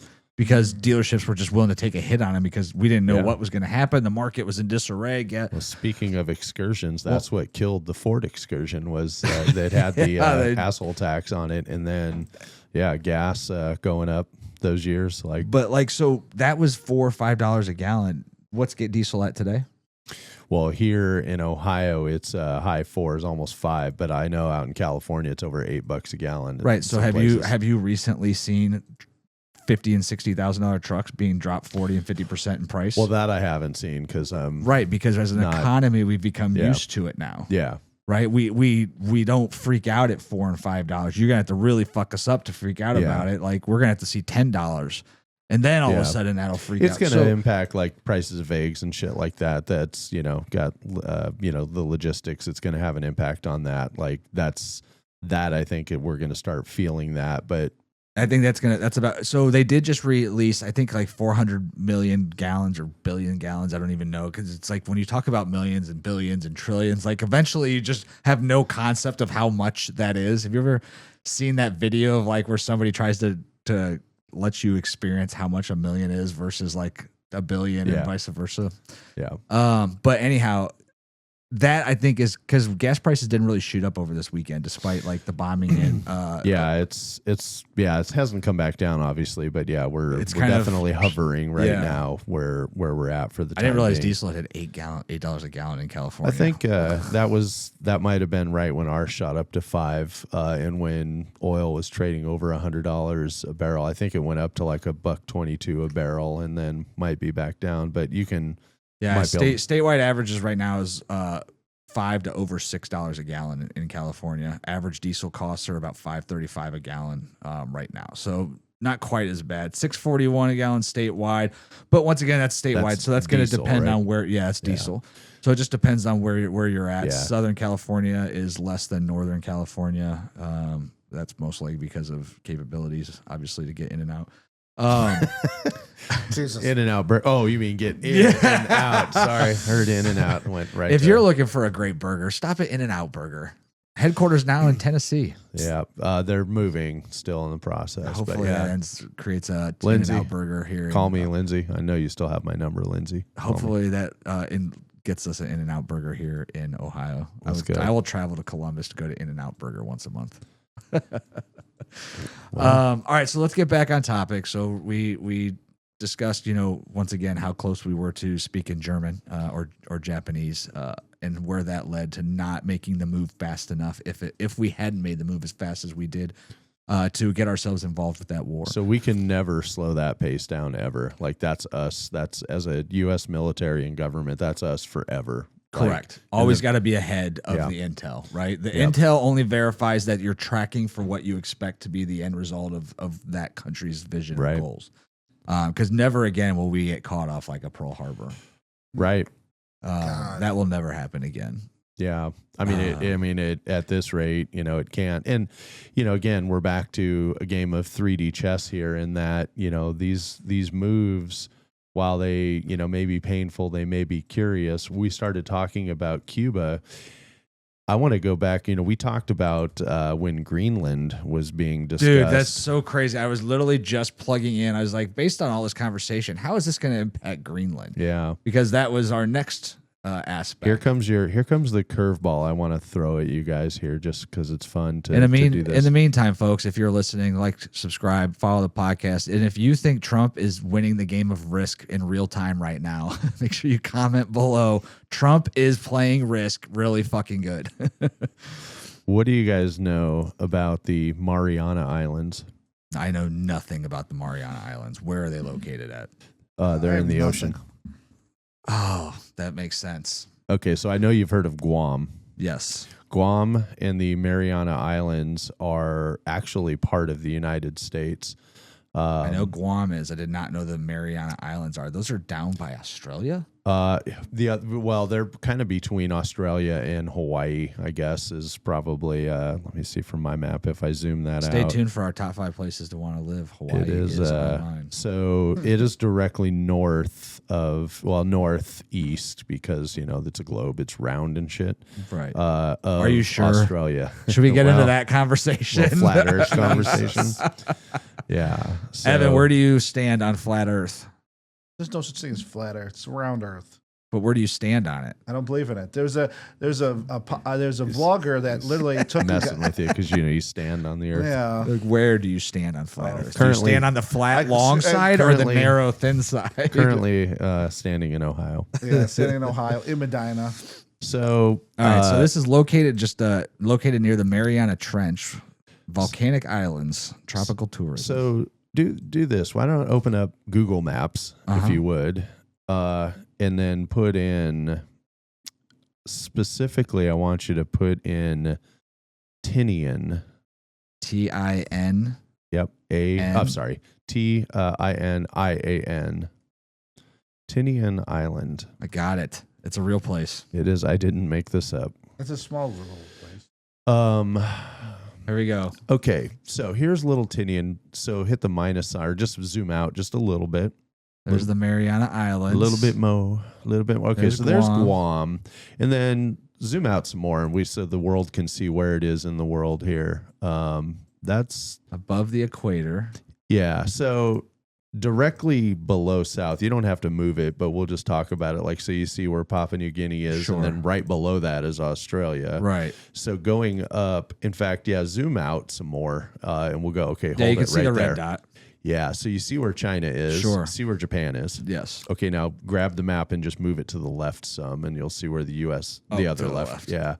Okay, so just right there is good. So you see where it is. Look in at us just relation. getting land way the fuck out there. Yeah. Right. So so believe it or not, that speck right there where that arrow is part of the US. During World War II, Here's the thing about Tinian Island.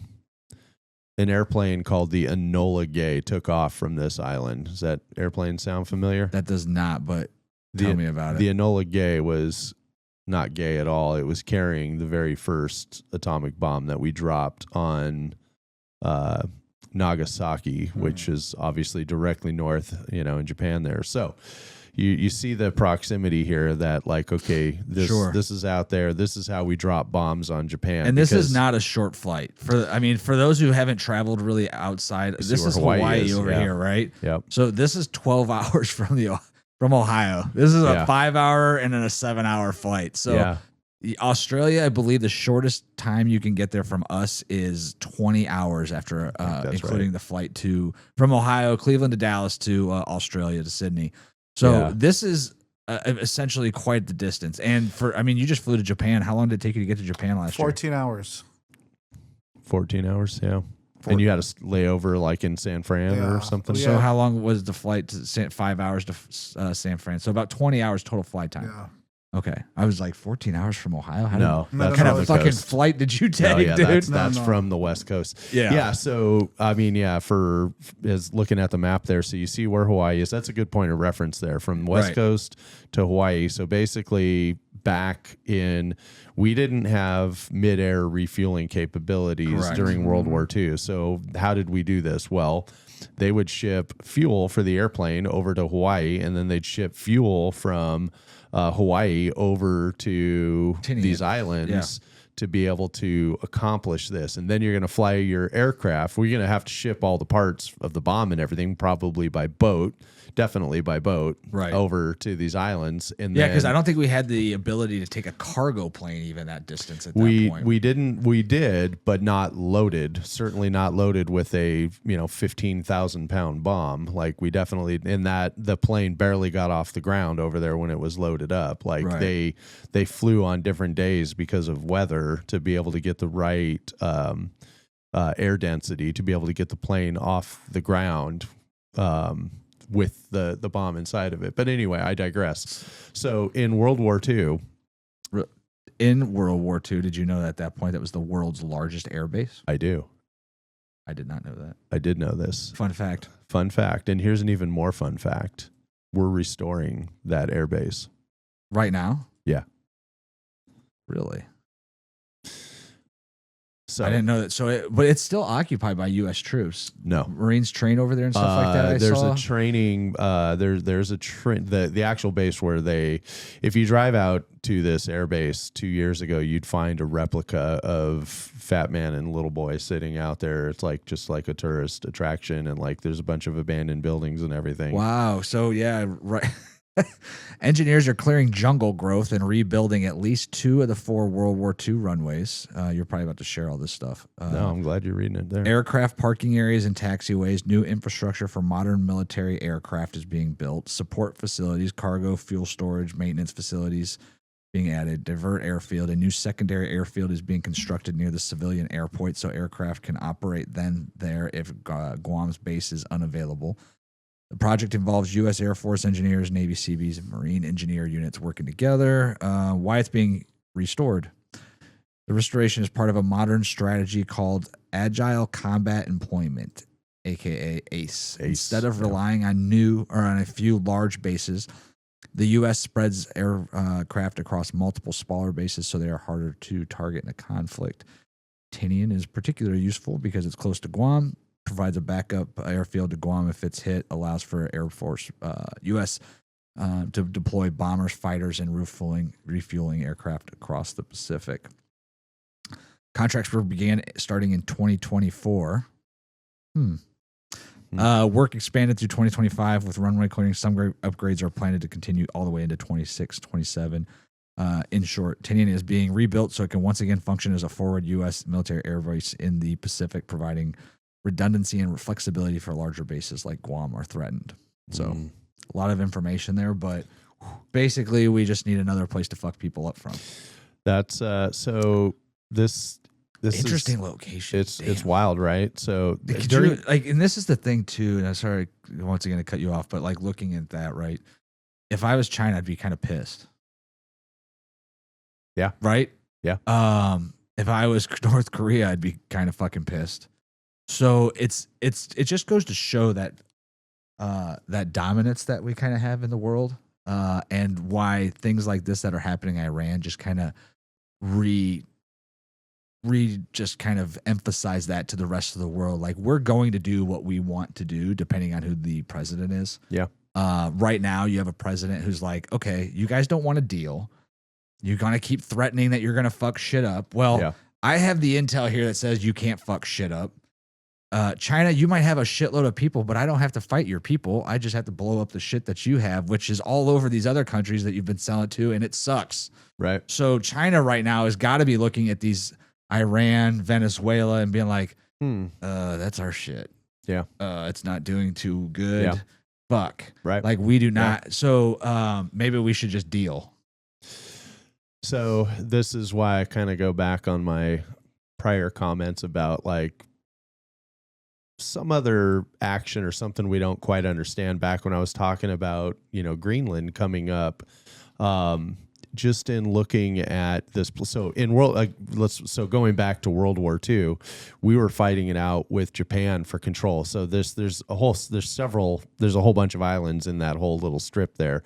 And during World War II, there were islands that had Japan's bases on it because they were doing the same thing. Like, the planes that they used to hit Pearl Harbor came from those islands on their bases.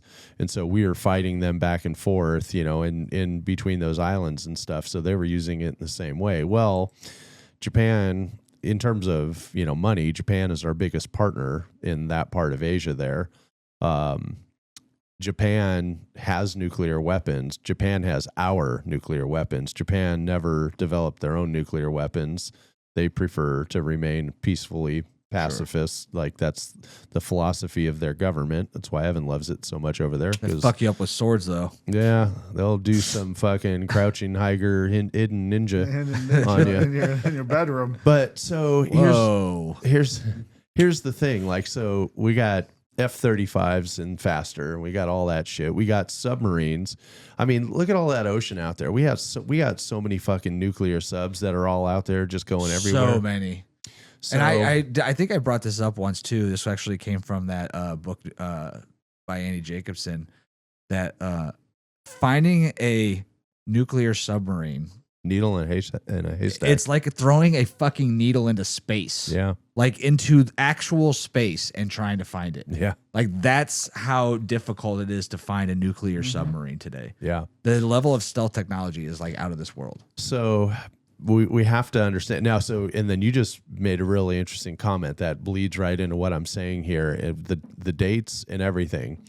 So they began this project in 2024. So they didn't decide in 2024 it was going to be done, but certainly there was a different. I wonder when that was agreed on. There was a different president in office during that time, so he certainly could have, executive order put a stop to it or done some changes to it. Like, so regardless of who is nominated and who is voted into office, the military build out and military action out there it stays pretty steady.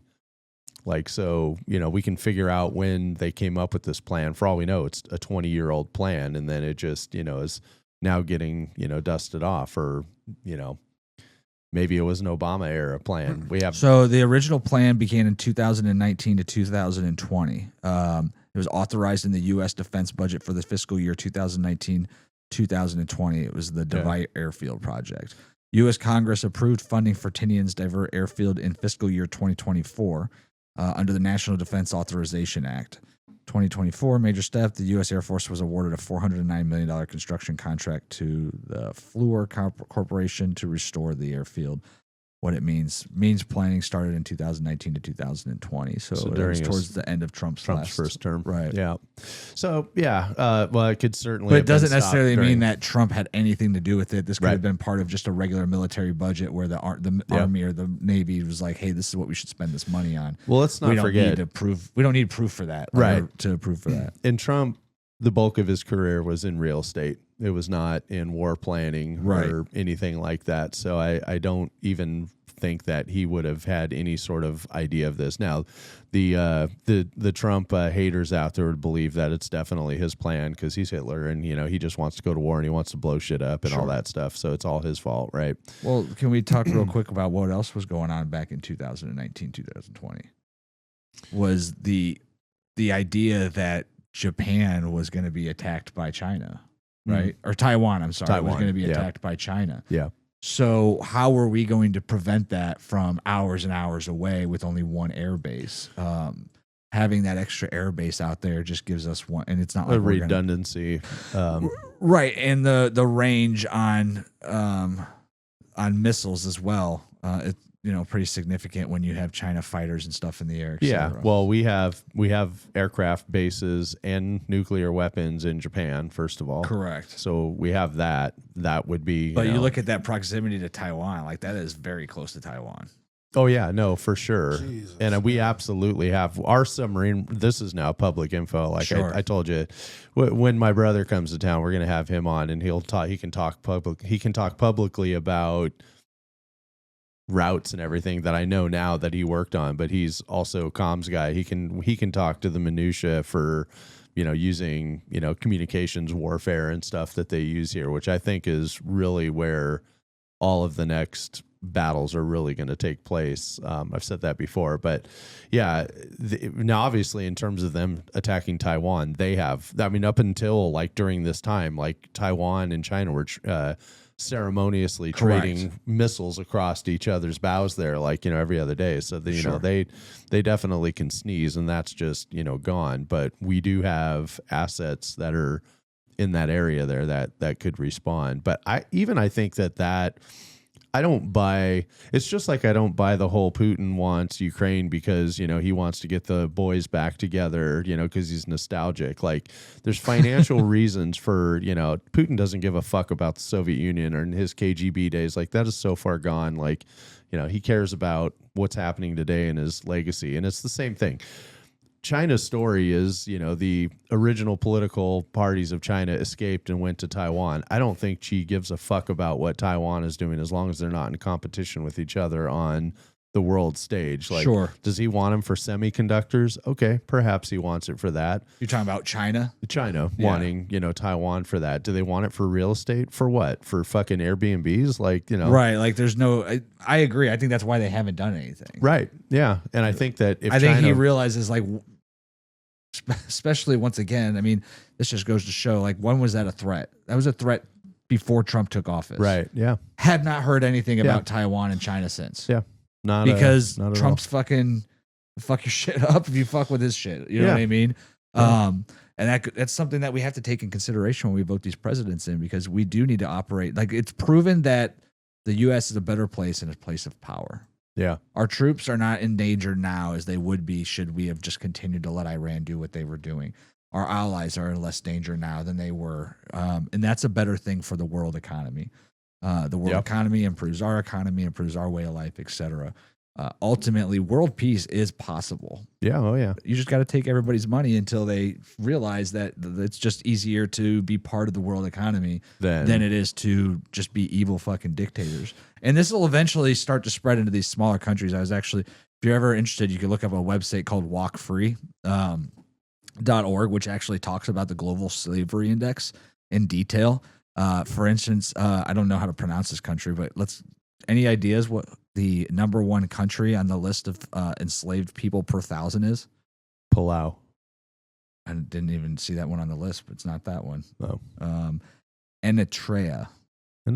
I'm probably pronouncing that really wrong. But 90 people per thousand are enslaved. 320,000 slaves out of a 3.5 million population. Mauritania, South Sudan, Republic of Congo, Nigeria. All of these have a roughly 10% of 10 out of every 1,000 people or more enslaved. So Africa. Yeah, of course. Right. And that just goes back to kind of what we were talking about. So eventually that's the kind of stuff. The only reason that hasn't happened sooner is because of people like Elon Musk, who are currently maximizing cobalt, to Apple, who's currently maximizing the price of cobalt, and these other things for your cell phones. Because God forbid, should we buy cell phones that don't have cobalt in them, or not have a new cell phone every year? Evan, how many cell phones do you have? 3. Just think. Somewhere there's a 5-year-old girl digging cobalt out of the ground so that you could have an extra cell phone. Yeah, appreciate it. But yeah, we're going to have to kind of wrap this up here pretty soon. But it's interesting when you look at the world on that map, and I don't think I look at a map often enough to like just realize like look how close Alaska is to Russia. Now, obviously, like a lot of that land over there in Russia is kind of just like the Yukon, like there's nothing there, right? But there's nothing also stopping them from like driving out 10 to 15 rocket launchers and parking them out there just to be fucking assholes. Yeah. I don't think, other than the fact that like we would just destroy them immediately, but it's just interesting when you look at that. Like we talk about China like they're on the other side of the ocean, but literally Russia is almost connected to Alaska. So, you know, it used to actually be part of Russia. Sure. And Until we bought it in the 50s. It was before that. We did we buy it? we bought it in 1867. We didn't make it a state. It didn't, plus or minus 100 years. Yeah, it didn't become a state until then. But do you know that that is the most valuable real estate deal ever done? I did overall. Ever. Really? Not even close, even measurable by anything. We bought it for $7.2 million, and that was an average of approximately 2 cents per acre. 2 cents per acre real estate deal. And the value, why don't you ask AI what the value is of it's not GDP because the value they don't produce anywhere near, but like if you look at what their economic value is, I believe it's probably the most valuable state in the entire union based on like petroleum and minerals and everything, but it's an absurd return on acquisition for that one. Oh, you're talking about like the value that unrealized we value. Yeah, value of course. Of it. Yeah. I'm just curious. It might even be into the quadrillions. Like it's. Hold on 1 second. Fucking, we're like in some deep diving shit right here. Let's see. It was actually in 1867, $7.2 million. That's about $158 million in today's money. I'd say that's a fucking pretty good return on investment. How much money has been made on that deal, estimating it based on minerals and gold, other and oil, items. Massive oil. Yeah, up there. Yeah, they're back drilling there again. Yep. Drill, baby, drill. Let's see. That was really quick for it to come up. All right. So the North Slope oil fields have produced about 18 billion barrels of oil since the 70s at about $50 to $70. That estimates around 1.2 trillion oil. 1.2 trillion dollars in oil value alone. Yeah. Gold, historic production, about 49 million ounces have been of gold have brought in there at $2,000 per ounce. That's about $100 billion in gold. And there are still huge undeveloped areas like the Donlin project with roughly 34 million ounces of gold in them. Other materials such as zinc, silver, copper, lead, coal, rare minerals. This state produces billions in mineral value every year, roughly $4 to $5 billion annually in recent years, over 200 to 300 plus billion over decades. Natural gas is also estimated in the hundreds of billions of dollars, not to mention the $100 to $200 billion of annual income from fisheries and timber. Estimated economic value $1.5 trillion to $2 trillion. Return on the investment, U.S. paid $7.2 million accordingly, roughly 150 to 160 million today. Return is roughly 10,000x or more. Yeah, I've seen a few different numbers on it. I think that the most credible number I saw was that the estimated value of Alaska, like unrealized value in terms of what's in the ground or what's growing in the forest, is $87 trillion. Wow. So you take a look at, why would Trump want to buy Greenland, this, that, and the other thing. Well, because we know it's twofold there in that, so Alaska, we want to talk about where we have, heavy military fortification. I mean, Sure. You know, the weapons that anything that's going to be launched, that's going to hit. What was that movie that just came out where they were in Alaska? Just came out. It was like a short video, and it ended so shittily because we knew a nuke was coming in and they missed it. Did you watch that? Oh, what was that? I can't remember. What was that?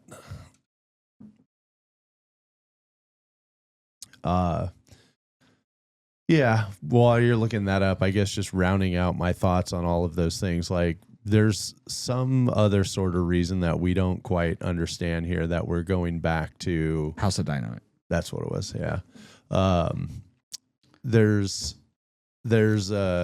got to be some sort of reason we just don't understand it yet. Like, because to what that route plays or what that plays in right. I mean, you know, building a redundant base to Guam, you know, if there's got to be something else like that, you know. So because I didn't even know about it until now. Yeah, and welcome. It's interesting information. You're welcome. I think that next, I think that's why when you mentioned Cuba, I said, oh, that's the, you know, we know Israel's the 51st state. There's the 52nd state. It's going to be Cuba.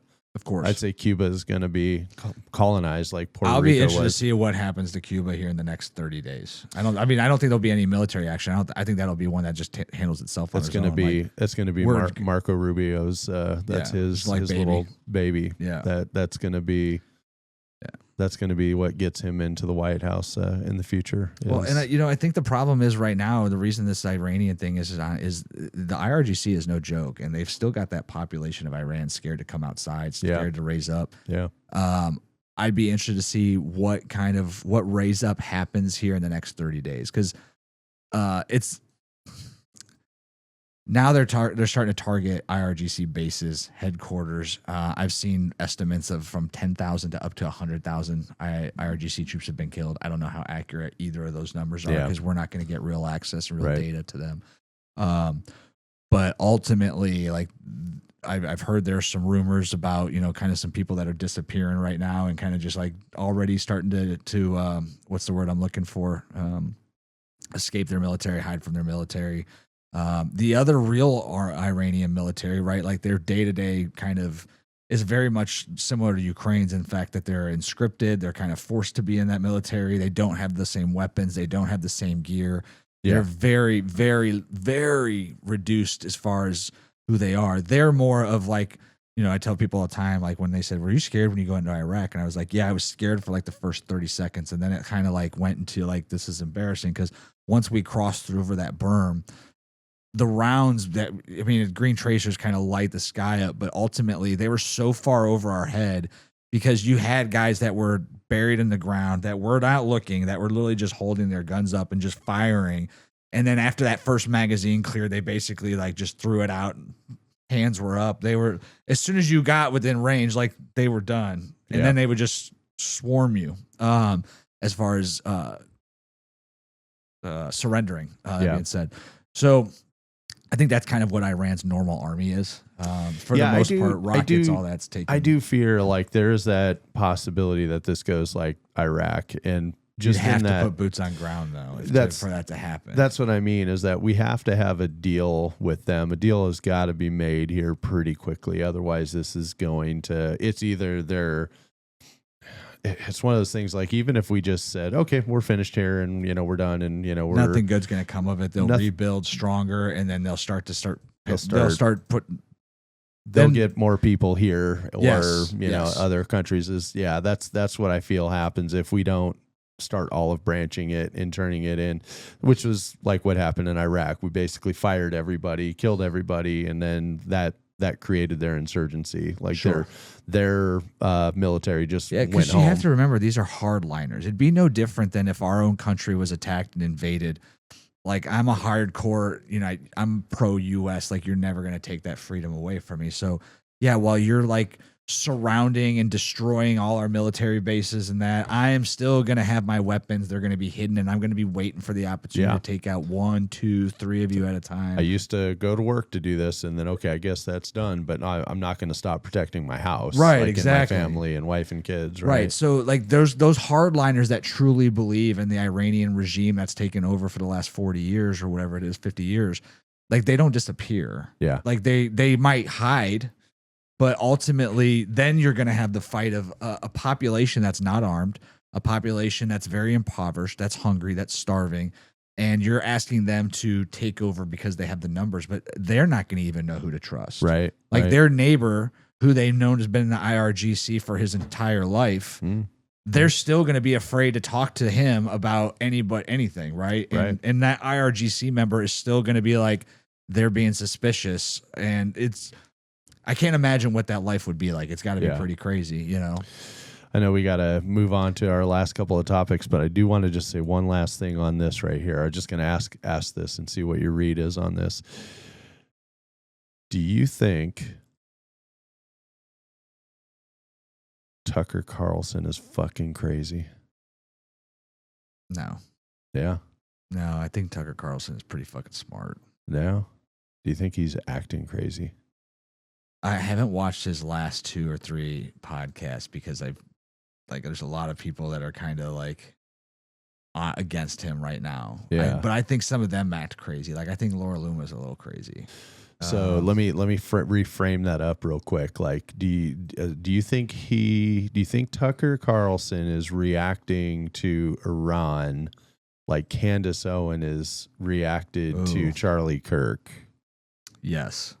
Do you see what do you see the I similarities? What I'm saying here? Well, I do. I think that. So, this is what happens when somebody becomes on their own, right? Like, when you're responsible for your own livelihood, income, and money through your own deeds. Candace, Tucker, Don Lemon. Right. Like, These are guys that are on their own right now. Why did Don Lemon go into a fucking church and act crazy? Because it probably got him a surge in views for 30 days before everybody wrote him off again. He's not with CNN. He's a nobody. Right.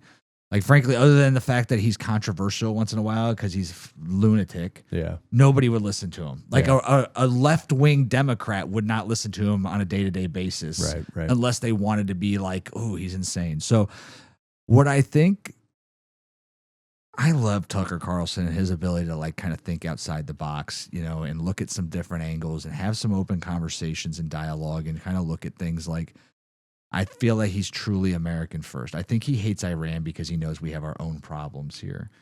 But do I think that it helps views when he looks like he's lost his mind and he just hates Trump now, but doesn't hate Trump, and talks to Trump, but he doesn't talk to Trump? And yeah, I think that helps viewership. I think that he was becoming kind of irrelevant there for the last 60 days. I hadn't watched him really in probably 2 months. So, you know, I just watched a couple of his recent ones because, you know, he's off the wagon, kind of like Candace. I hadn't watched her in months. And I think that we follow the news trail, and these guys realize that, and they get out of, I mean, let's be honest. We live in a day and age where you and I can get information from 100 different people at 100 different times. People that have never watched our podcast before might have learned something tonight that sends them on a tangent where they start going to look at stuff, and they're doing it on their own. They may go look at the Tinian Islands. Or Mariana Islands. Somebody could be looking at Tinian Islands right now and like looking up pictures of that U.S. air base from 50 years ago or 100. You know, it's like, so I think that is hard for somebody who's used to being the center of attention for so long, like on Fox News and, you know, on their own, et cetera. So do I think that partially some of this might be talking points in order for him to get some success? Possibly. It's very possible.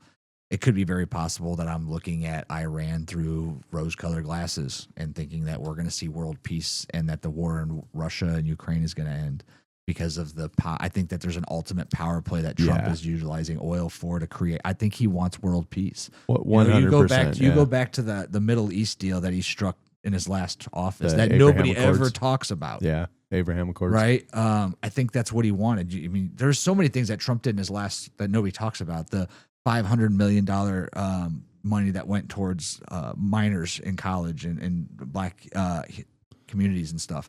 in the development of their areas. Like, Oh, yeah. there was a lot of different The projects. HBCs, Yeah. Well, it was historical beyond the black. HBCs. It was the one that he did that was either way. It was like to help, impoverished areas and things like that increase spending by building up. Opportunity zones. Yeah. And so I think that's what he wants. And I think that's why he's doing this. Tucker, I mean, he's got to have an argument point. Otherwise, who's going to listen to him? Yeah. And frankly, just arguing against Democrats isn't happening anymore. Like, it's not right versus left anymore. Now everybody's kind of like quieted down. We get the occasional friend who talks shit on, and there's a couple of people that I see their random posts who want to make something important, like, oh, he's bombing the oil rigs, oil prices are up. Like, yeah, okay, if you want to just look at it for that reason and you want to just put a quick, got you moment out there, oil prices spiked. Yeah, it fucking sucks. Like, I'm not happy about it either. Yeah. Okay. I voted for the guy. I don't want to see my oil for gas prices go up. But ultimately, you know what I do like seeing? Fucking peace. And if this ends in a world peace for my kids and future generations to grow up in. Longer game here. Yeah, long game, dude. And you know what? Maybe Trump is the guy we thought he was, and he actually had an end game plan. Like, no, my legacy is, I mean, if you look at presidents with legacies, his is going to be up there if this works out. If he somehow gets Iran to the free trade market and a better society in Iran, he's got 2 years left, right? 3. 2.8 years left. So if he does make that happen, before JD comes in, if he makes that happen, dude, is there a better president in the world? History of tar knowledge, like that actually made a difference without hundreds of thousands of troops. I mean, you could always look at World War II, right? But like, what would be bigger than somehow creating world peace by just taking oil? I'm waiting for the remove the mask moment from Trump. And that was like, when Trump got COVID and they made a big spectacle of, he was in the hospital, he's in Walter Reed, he was isolated and everything. And then when he was cleared, they flew him back. They specifically landed the helicopter on the opposite side on the front lawn. They always land and take off from the back lawn, but they landed him on the front. Have you ever been to the White House? Have you ever stood? I've been there, yeah. Yeah. So even if I mean, it's not a big area. So when you land a Sikorsky Sea Knight between the front door of, 1600 Pennsylvania and that gate where everybody stands, like, you're getting rotor blasted, like, moving the chandelier around and everything. But they specifically landed there so that he could walk right up and then dramatically, pull his COVID mask off with the right lighting and all that shit. Like, I mean, he's Trump, dude. He's Trump, and he is an actor too. And so I'm waiting for that sort of moment that'll come after this. Like, that was like the big, like, yeah, I've beaten COVID. Like, you can do it too. Like, I'm waiting for that. Well, some are speculating that we could see oil drop to $50 in a barrel, which could be a bad thing, right? Because let's not those oil companies down in Texas won't be happy about $50 a barrel. Right? But if you've watched Landman, you know that they operate somewhere between like 58 and 65 or something. Yeah. But ultimately, control of Iran, opening them into the free world of trade, getting Russia and China to be purchasing on regular markets without sanctions, stopping that war in Iraq or in Ukraine with Russia, ultimately could all drive oil down to $50 a barrel. I see it. Yeah. Which could reduce a lot of different things, and ultimately that only happens with peace. Yeah. And when you don't have regimes and dictators that need every dollar to fund their armies and their weak, knowing that the United States will squash them like bugs, like Iran now knows, kind of makes them say, you know what, maybe we should just have a great place to live for our fucking people rather than trying to enslave them and build up our armies, because we have no chance of standing against Trump or any other U.S. president that decides to come over and squash us. So, if that's how you have to rule the world, if that's how world peace is created, that goes back to the beginning line, dude. Be a bully, steal all the bullies' lunch money, and guess what? The biggest bully gets to dictate who's friends and who's enemies. And right now, I think the goal is Trump to make everybody frenemies. Frenemies. I agree. Yeah. All right, so we're kind of running low on time, but I definitely want to get to Evan versus AI tonight. We have to do Evan versus AI. But I wanted to hear your guys' top 5 places to move. So, was this countries or the cities in our country that would be targeted by Iranian cells or different things like that. And there was a lot of them on there. Austin, Texas was actually on there. Chicago was on there. And the list, I think, turned out to be kind of false. But when you looked at the list, there was some reasoning behind some of them that I tried to have created in time, but I ran out of time to do so. But so I wanted to ask you guys, if you were moving into anywhere in the world, it could be stateside, it could be, you know, out national, anywhere in the world, what were your top 5 places that you would move?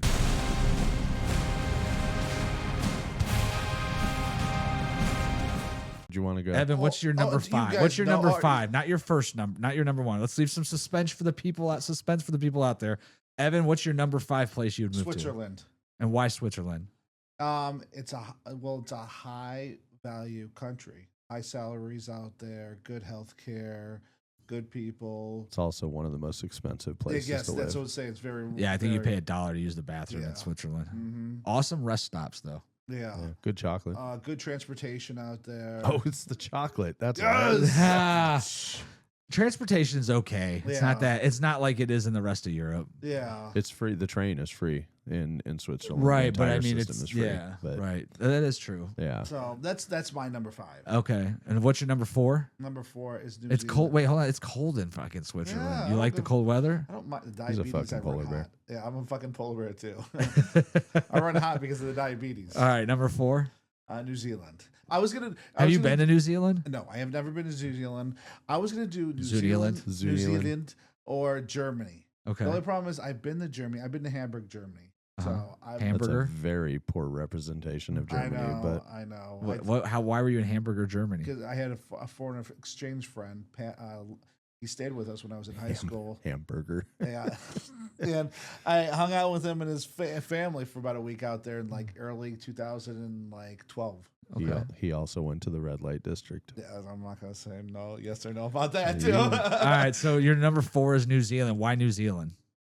The New Zealand's because the lifestyle out there is relaxing, pays out there is good. What else? Just the scenery is beautiful out there too. I've never been there, but I've seen videos and pictures out there, and I like the culture, the people too out there. Friendly, I've heard and I've seen, so that's another reason. Okay. So, and it's not a failing government system out there. So, All right, next. next would be Singapore. Why Singapore? Well, Did you look at any of the downsides of any of these countries? yeah. Well, like for example, let's see. New Zealand was a small job market, depending on. So your it pays career. well if you can find a job. Yeah, it does. High cost of living, 20 to Yes. 40% more for the United Yes, States. Yes, but Housing is sure. extremely expensive. It's actually most expensive relative Yes. to income in the whole world. no, I was looking at Canada. Canada is the Hold most on. expensive. We're not there. Limited job market. The country has only 5 million people. The job market is smaller. They specialize in tech and finance. Higher wages, natural hazards. New Zealand sits on major tectonic boundaries. Risks include earthquakes, volcanoes, and landslides. Expensive car and fuel. Cars are expensive. Gas prices is much more expensive than the U.S. Limited amenities. If you like huge cities, the largest city is Auckland. It only has 1.7 million people in it. Weather can be damp. Many houses historically lack insulation and central heating. Winters are mild temperatures, but homes can feel cold and damp. Okay. So it's got quite a bit of downside to it, but okay. Yeah, it's your top 5. So number 5 was fuck, I'm having a brain fart right now. No, number 5 was Switzerland. Switzerland was number 5. Yeah. Number 4 is New Zealand. Number 3 is Singapore. And what was it about Singapore? Let's see again. High value, high salaries. Sex trade. Trying to go over there. High cost of living. Yeah, one of the safest countries. Also, Is it? Yeah, it's one of the safest countries. Isn't that because they have like a zero tolerance policy on like some crazy shit, like even pot? Drugs. Yeah, there's no drug trade within country because they'll lock you up forever. Yeah, actually, here Singapore is famous for having very strict laws, heavy fines for littering, strict drug laws, including death penalty for trafficking, rules about chewing gum imports, What? Yeah. Laws against vandalism and disorderly conduct. Small side. Okay, so okay. That's a lot of Asian countries. Yeah. Yeah. So and then and it's also a modern health health system. So they're not behind on the times when it comes to healthcare. You'd be a foot taller than most people there too. Exactly. Hey, girls like tall women. Girls like tall men. I was gonna say tall women. You're not tall. You're 5'11". Over there, But he's a fucking giant. I am a though. fucking giant. Especially when I was in Japan. Over Japan there. was Holy great. shit! It's King Kong. All right, what's your number 2? Number 2, believe it or not, Canada. I've been to Canada many times. To all my Canadian friends out there, I actually work for a Canadian company. So, Yes, so you gotta you gotta deal with it. Shame on you. Do you even speak Canadian? Fuck No. A boot. All right, why Canada? Again, free public health care, friendly. Quality of life is good there, I've heard. So, but again, it's mostly I go by healthcare, high salaries. But again, it depends what kind of business you go into, like what the job market is at the time. Right. So also, I did the downsides there was I was looking at the living expenses. Holy shit! And plus food. Holy shnikes! The food is expensive there, even with our dollar amount. Well, if they would have struck a deal with Trump, maybe it'd be a little less expensive. Yeah, very likely would be. All right, and what's your number 1 country? Japan. I would move to Japan in a heartbeat because it's just the culture, the people. Again, they're the only thing. The downsides for their culture are their work ethic. I mean, they work like 50 to 60 hours a week, constantly on the go. Some of these people actually live Monday through Friday at their office. Really? I talked to some people. So how do you think you would do there with work? I would. Well, it depends. It depends what kind of career you go into. Because if I stay in the beer industry in there is really nice. Yeah, you can go to work for Labatt's. I could. Hey. No, I would go for Labatt's or I go to Qingdao. Oh, They actually sell a lot of Chinese beer there. They have a lot of rice wine. That's a wife. Okay, aka sake. So, out of curiosity, do you know what tax bracket you're in? You know what your overall tax rate is living here? I think it's I think it's like 20-something%. And I just ask that because that's one thing you may rethink this. Yeah. I know this is a fun exercise, but the average tax rate in most provinces in Canada is pretty close to 50% of your overall. Yeah. So that's how they pay for their free healthcare. Keep in mind when you're thinking that your big upside is that it's free healthcare. It's not free healthcare. It's just you're not having any additional expense outside of what you're already contributing in your taxes. So. That's why I brought. I get it. No, I get it because when I've been to Canada many times, actually my early 20s, when I had to pay for my own insulin, I actually drove to Canada, picked up insulin, drove back. You're not supposed to do that, but again, I've done that multiple times to cut my costs. Yeah, same thing in Mexico. Yes, I have some friends actually done that in Mexico. All right, David, what are your top 5? So let's roll on. So Evan's top 5 places are 5, Switzerland, 4, New Zealand, 3, Singapore, 2, and Canada and Japan. All right, so nowhere in the U.S. makes your top 5. Probably if I do, it's North Carolina, Raleigh, because a lot of the tech companies are moving there, so you have a lot of job opportunities. In Raleigh, really? Yeah. Okay. A lot of Bitcoining. Military area. Is it? Yeah, I've known that, and probably the other one would be Did you say a lot of Bitcoin? Yeah, a lot of Bitcoin miners companies are going there too. Gotcha. To set up facilities. Are you looking to work for a Bitcoin mining? It's not bad. Well, I was thinking about working in. I have a friend that actually works for. All he does is he cleans these high processing systems with special water. Because he literally goes around from facility to facility. He has a backpack on. He just cleans. He sprays this cleaning solution on them, and it kind of looks like water, but it just gets all the dust and all the stuff. And it doesn't. What's it called?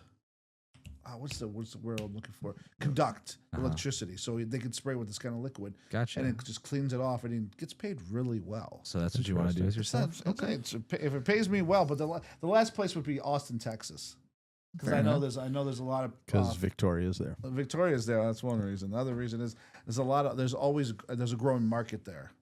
It's a big exploding market right there. All right, David, what's your top 5?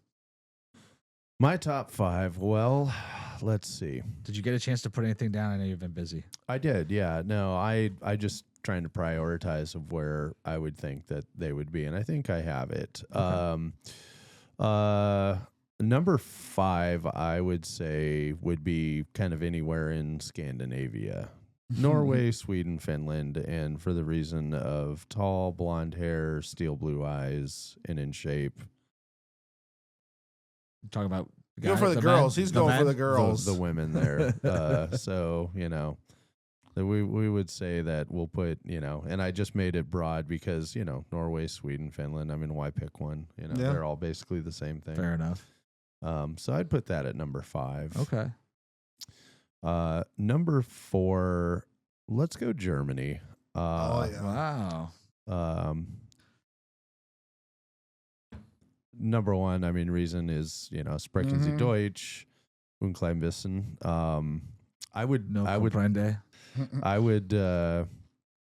likely go, Munich or somewhere in Bavaria, the southern part of Germany, because it's not as German liberal as places like Hamburg and Berlin and those places. But there's a lot of really neat places that are south that I would prefer, but expensive. The places that, I'm picking, I would, how do you pick up and go start a career in a place where, it's your second language, in the case of, going somewhere like Germany or anywhere in Latin America, because I'm fluent in Spanish as well. Like I could go places and communicate, but sure, going there and then, starting in real estate, obviously I'm not going to go to Germany and become a cop at my age. Like that's not going to happen. Like I'll stay retired in that aspect, but go over there and I suppose I could try and get into real estate. Don't know what that would look like, but anyway, so then,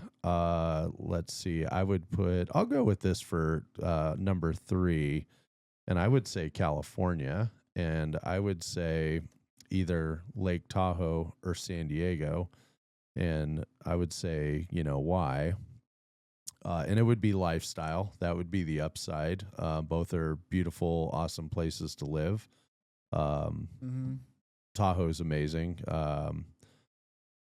San Diego's amazing.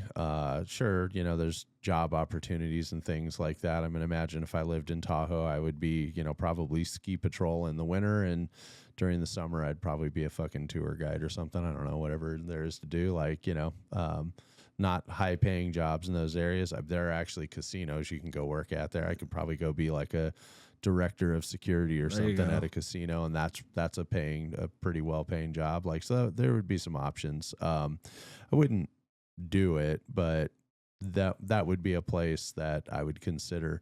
I've been to all 50 states. There's a lot of amazing places in the states, and I'll come back to that when I get to my number 1 here in just a moment. But I put China on my list here, and would probably be somewhere not in Hong Kong, but I would say somewhere. Let's say in the suburbs of Hong Kong, you get out like, somewhere in Shenzhen or Foshan, or, some of the areas where it's a little more rural. That right there where your cursor is, that city of Chongqing. Yeah. If you know anything about that Nothing city, about China. Dude, if you want to have a fun little YouTube trip, put that into YouTube and just look at, that's the city where like the entire lighting of the city is all networked together. Oh, so that is pretty cool. I did see a video. You sent me that video of those guys that travel, I think, and that was the first thing I noticed. That's the place. Yeah. That place has become very touristy, but that's also the one where like all the malls and everything are built into the mountainsides and everything. So it's super touristy, but it's a really, Evan would lose his damn mind in that town. I'm Tech sure, town but for sure. But The thing about China is this, and everybody is so afraid of China because of the media and all this talk about this, that, and the other thing. But here's the thing about communist China is that, and not to bleed back into our last topic, but we will anyway, just a little bit, is that China's operating on a game plan that's 1,000 years in the making plus. Yes. They don't have to worry about election cycles. They don't have to worry about, am I pissing off these people voting for me, those people. They are just minding their own fucking business over there. And that's all they care about, is they care about what's going on inside their borders and buying energy and producing things and protecting themselves. And that really shows in how they live over there. So, downside would be it's a very complicated language to learn, either Cantonese or Mandarin. Mostly, Mandarin is the predominant language spoken there, but so most people don't even realize that there's two primary dialects and there's several sub-dialects, but you depending on which side you're living in, you're going to need to know those. But very peaceful, very clean place, very well managed place. Pretty westernized, despite what the media wants to tell you. I don't think media tells you they're not westernized. I'd say that the movies and stuff tell us that they are.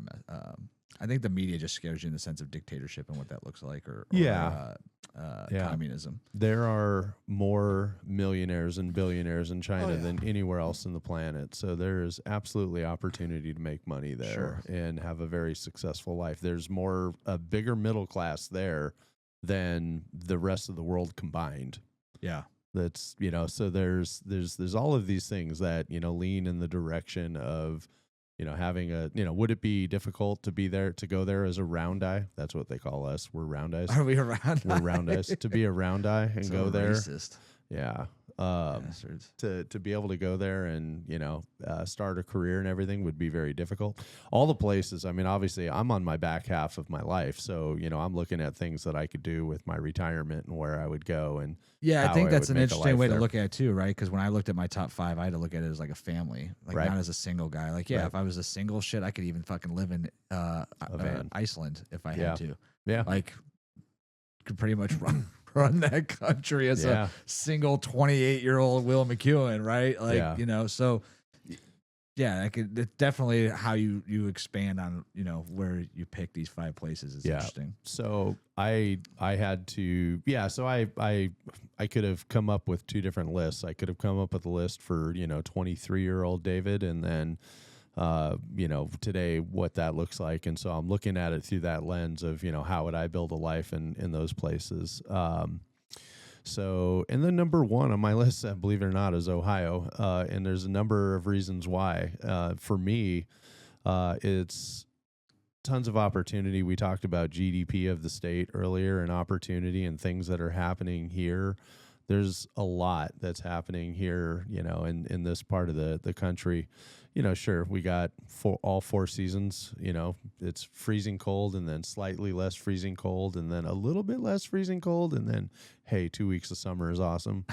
But we have the affordability factor here in that. And, us being Californians originally, people ask, I got voluntold I was coming to Ohio. I didn't choose to up and move here. I got sent here. But then I very quickly realized that after years of paying a mortgage and slaving away in California, I come to realize that when you live in California, you can afford to live in California.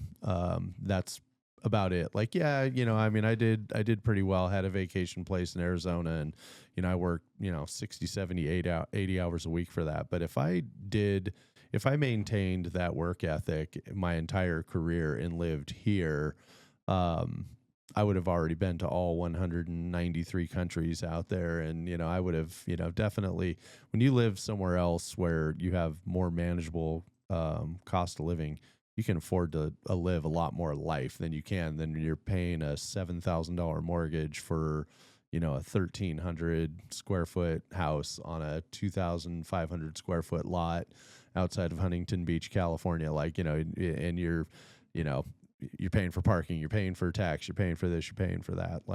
That's the one thing that I really found here. So, is there anywhere else that I would live on top of that? Probably not. unless it was one of these other countries. But having this here makes all the rest of that affordable for me. So yeah, it's interesting how you two looked at it so differently. Like Evan, everything was around free healthcare. Like, Yeah. that's a man who's tired of paying for his diabetes medicine. Fuck, I am. Yeah. Right. And I've never been. I've been to Switzerland. I think Evan would probably not last very long in Switzerland, but that's just me. He'd probably die because of chocolate. all the chocolates. You would have to write a book called Death by Chocolate. Yep. Is that taken? I don't know. You know, but anyhow, New Zealand, based off of like stuff that I like to do, it sounds like an amazing place. I've never been there. I couldn't like justify like saying I live there because I don't know. And when you talk about like, you know, you mentioned too, like living in Ohio allows me to do things. Well, there's things that I wish I would have realized I could have done earlier in my life. You know, to those out there who are born in like 1995, 2000 or later, like you don't realize how blessed you are to realize how much stuff is out there because of social media. Like I didn't have Instagram growing up to like have dreams of traveling to Iceland or to Greece or to Italy or Those France. movies. Right. You had or movies magazines. that were, and it would sound so expensive, right? Like, I wish that if I could have done anything over again, I'd probably have a different list because when I was 19 years old, if I would have known how cheap it was to get from England to Greece or from Greece to Italy or from northern Italy to southern Italy for $20 or $30, I probably would have lived out of my backpack for 6 months and just traveled to Turkey and Istanbul and all these different countries. And who knows where I would have ended up in life, right? Yeah.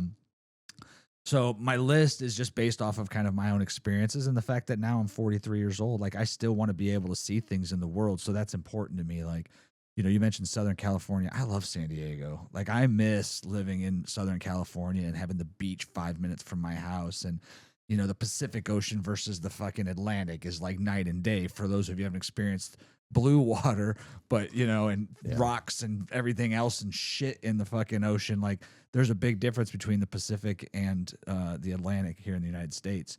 But then living in Southern California means I have to work a lot harder than I do, meaning like my military pension and my current job income, like it would be, I'd be able to survive, but I wouldn't be able to thrive. I wouldn't be able to buy 4-wheelers and dirt bikes or go travel. You live in California, you can afford to go to California. You get to afford, right, exactly. It might be $100 less to fly to some of my favorite spots, but at the other side of things, it's completely impossible. So my number 5 was, what's the next closest thing to California? Excuse me. And it was Arizona. I love like Arizona just in general. It's a great, cost of living is not too out of control. You do have to deal with the border. You have to deal with, you know, tribal lands, but tribal lands are pretty awesome out there. They've got amazing hikes, waterfalls. Got to deal with the heat during the summer. But you know, you grew up in Southern California. When people say there's a difference between dry heat and humid heat, you don't realize how true that is. And you know, I remember to this day the first time I got off a plane in Kuwait in 2001. God, that was so long ago. And it was like 92 degrees at 7 a.m. And you know, you get off the plane in the tarmac and like you're like waiting for the jet fumes to like fucking come off your back and you realize it's just that hot outside. But then when you're in Ohio or Southern California or South Carolina or something and it hits 90 degrees with like that 100+ humidity, like you're like, this is fucking miserable. Like you don't enjoy a walk down the coast. You know, plus Southern California, you get the breezes off the ocean, et cetera. So, but Arizona is my spot. I mean, it's an outdoorsy type of state. There's a lot to do out there. You do get warm weather year round. I'd really like Florida as well, but frankly, I just hate Florida people. So sorry, Floridians. That alone would keep me from moving to Florida. So Arizona was my number 5. My number 4 was Oregon.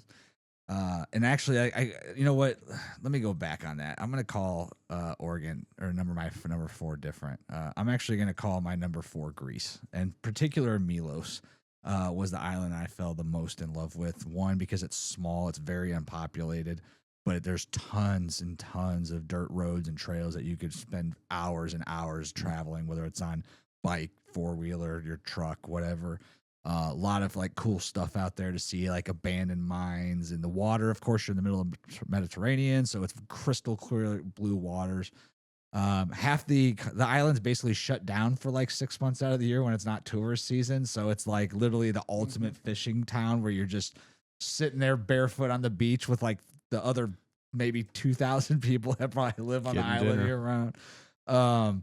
Just great vibe. Plus, once again, you're in Greece. It's a $30 ferry ride to any of the islands that you want to go to, and then it's a $30 flight from there to go to basically anywhere in Europe. So inexpensive to travel around. Downside is obviously Greece has a pretty open immigration policy, which isn't necessarily the best. And hopefully there's some way of getting the hookup from your friends and family and the people that you meet when you're a regular there, because tourist prices on Milos and the other islands out there are like out of control. Like if you look at a menu in April versus May, like everything's dry erased out there, so they could jack it up for tourist season. Because the Mediterranean never goes above like 68 degrees, which is kind of cold. But when it's 100 degrees out there, it probably feels great. So yeah, that was my number 4. My number 3 would then be Oregon. I really, really like Oregon. Once again, outdoors, just beautiful areas to hike, lots of national parks. You're still close enough to Northern California. One of the best football experiences I ever had in my life was the University of Oregon. It's probably the coolest stadium, the coolest tailgate I've ever experienced. And I'm here in Cleveland, where people live for tailgates in Cleveland Browns. Weather was like, even in December, like people talk about the rain and the dark skies, but still 50 degrees, which I can handle that year round. At the worst case scenario, it's like a different 50 degrees than it is here. Like yesterday, I think it was 50 degrees, but with 70-mile-an-hour winds. It's 75 today outside. Yeah, today was great. Yeah, today was great. But once again, I like to ride dirt bikes, 4-wheelers, stuff like that. I like to be out in the woods. I like to hike, and there's plenty of it to do up there, and plenty of like infinite trail systems and stuff like that to ride. So Oregon would be there.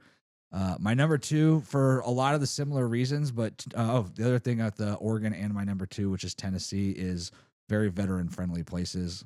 No sales tax, no property tax, I should say, in Tennessee or in Oregon if you're a resident there. If you're a veteran, no state income tax in Tennessee.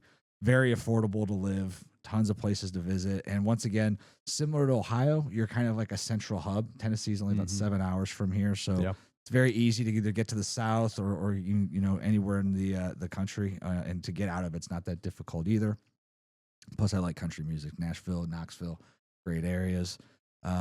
And my number 1 place is, and for always will be, in fact, if I were ever to show up here and my house was up for sale, it would be because I was probably moving to the Big Island in Hawaii. Like that Really? is 100% to this day. I tell my wife all the time, since my very first trip to Hawaii, and the many after that, my heart and soul has always been a part of that island, whether it's seeing kids walking to school barefoot, to seeing 13-year-olds skip school to go surfing, to like the small, tiny, like fishing villages where people live in huts and they're still happy. I don't know if I told you guys this, but my second, actually it might've been my first trip to Hawaii, staying on the Big Island. And it was like 7 a.m. and a alert came over my cell phone that North Korea, I believe, had fired a IMB towards us, and that we were to take cover and hold our breath. And I looked outside the window, and we were in Hilo, which is a real like fishing village, like on the side of the island. That's very like what's the word I'm looking for? Rainforesty, stuff like that. And I looked outside the ocean. I was like expecting to see people in panic. Like we just got an alert that freaking a bomb was coming from North Korea, right? Like no joke. No, the sirens in the hotel were going off saying to shelter in place. There was no false alarm that came out or anything. And these people were outside fishing. Like nobody was moving at all. Nobody was panicking. And I was like, that is just a level of peace with life that I will never find anywhere else other than that island. It's funny because we are about to have our new baby girl join us, and one of the traditions is you go to Mount or Mauna Kea, top of one of the volcanoes, and Lake Waimea is a small lake. It's like at one of the highest points in the world of a freshwater lake still being there and not being evaporated. And like the locals actually take their umbilical cords of their young and bury them there to tie them to the land forever, no matter where they go or whatever. So I told this story at a birthing class. I was like, yeah, I'm going to take my daughter's umbilical cord back to the Big Island and bury it in Lake Waimea. And they all laughed at me and they're like, you're crazy. And But it's just like one of those things, like to this day, like, yeah, there's downsides. Like, yeah, is food expensive? Sure. But you could definitely live off of coconuts and pineapples and fish. Right. And just be a little bit happier. Plus, if you didn't know, I think it's like one of the largest cattle producers in the United States. This is the Big Island. My wife calls them happy cows because like you're literally driving out in the middle of nowhere. For those who don't know, the Big Island actually has like all of but one possibly of the what is it called? Like the frozen tundra, mountains, snow. What are those called? When you divide those, like anyhow, it has like all but one, meaning they get snow, they have desert, they have mountains, they have rainforest, they have all of the different areas. Like, and that to me is like, I can enjoy everything in one bit, but there's a one part of the island. It's kind of the deserty side. It's where the green sand beach is on the one side of the island. And, these ranches, they don't have fences or anything. There's like just dozens of like cows, thousands of them everywhere, and they're just walking around like on the cliffs of the ocean, just happy.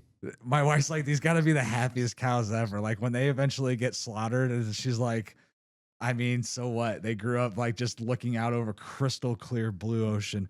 The downside is the part of Hawaii that's really expensive or really affordable to live in, which is the near the volcano Kilauea, which in 2018, after my first trip there, actually erupted and destroyed quite a bit of land out there, filled it with lava. And so the housing in that area, you can't get insurance, financing, or anything. So yeah, kind of a bummer. But I tell my wife all the time, she's like, could you really give up everything? I was like, I think I could literally live out there in a hut with a generator and totally be cool as long as I could bring all my cool shit with me. So yeah, that is my number one spot. So for those listening, thanks so much for listening to us explain where we would go live. I got one last thing for the evening.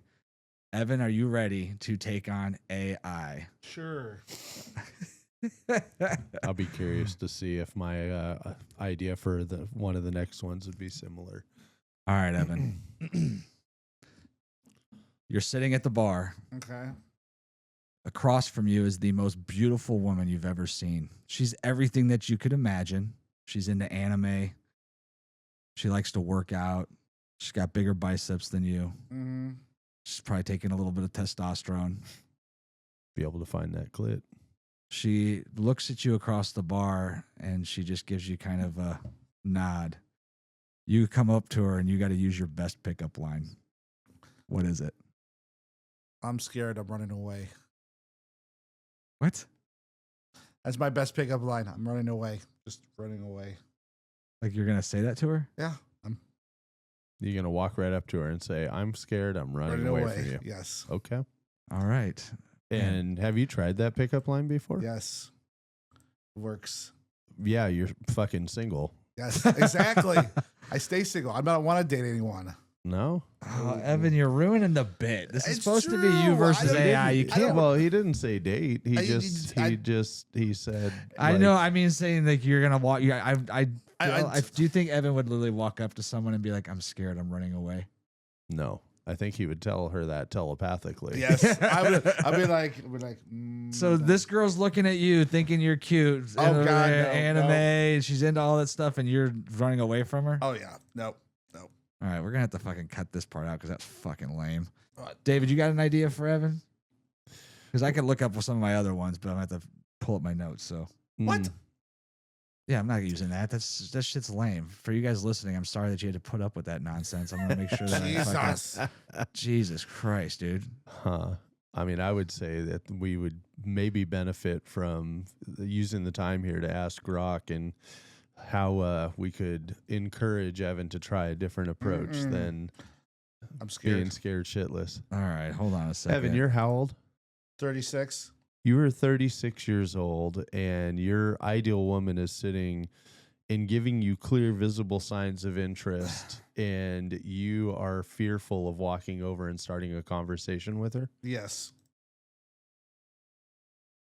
Even just like a friendly conversation? Like, No. not even. That is those days are gone by. Okay, hold on a second here. All right, I got another one here. What about if this girl then walks up to you and takes the initiative and starts talking to you? You're going to tell her, I'm scared, I'm running away? No, I'll probably stutter and walk away. Interesting. All right. We're just gonna cut half. We're of gonna that cut out. that out. All right, Evan. Here's the other idea. I got 10 questions rapid fire for you. Okay. You don't get to think. You just get to answer. I'm going to ask you, and then I'm going to ask Grok in tonight's version of Evan versus AI.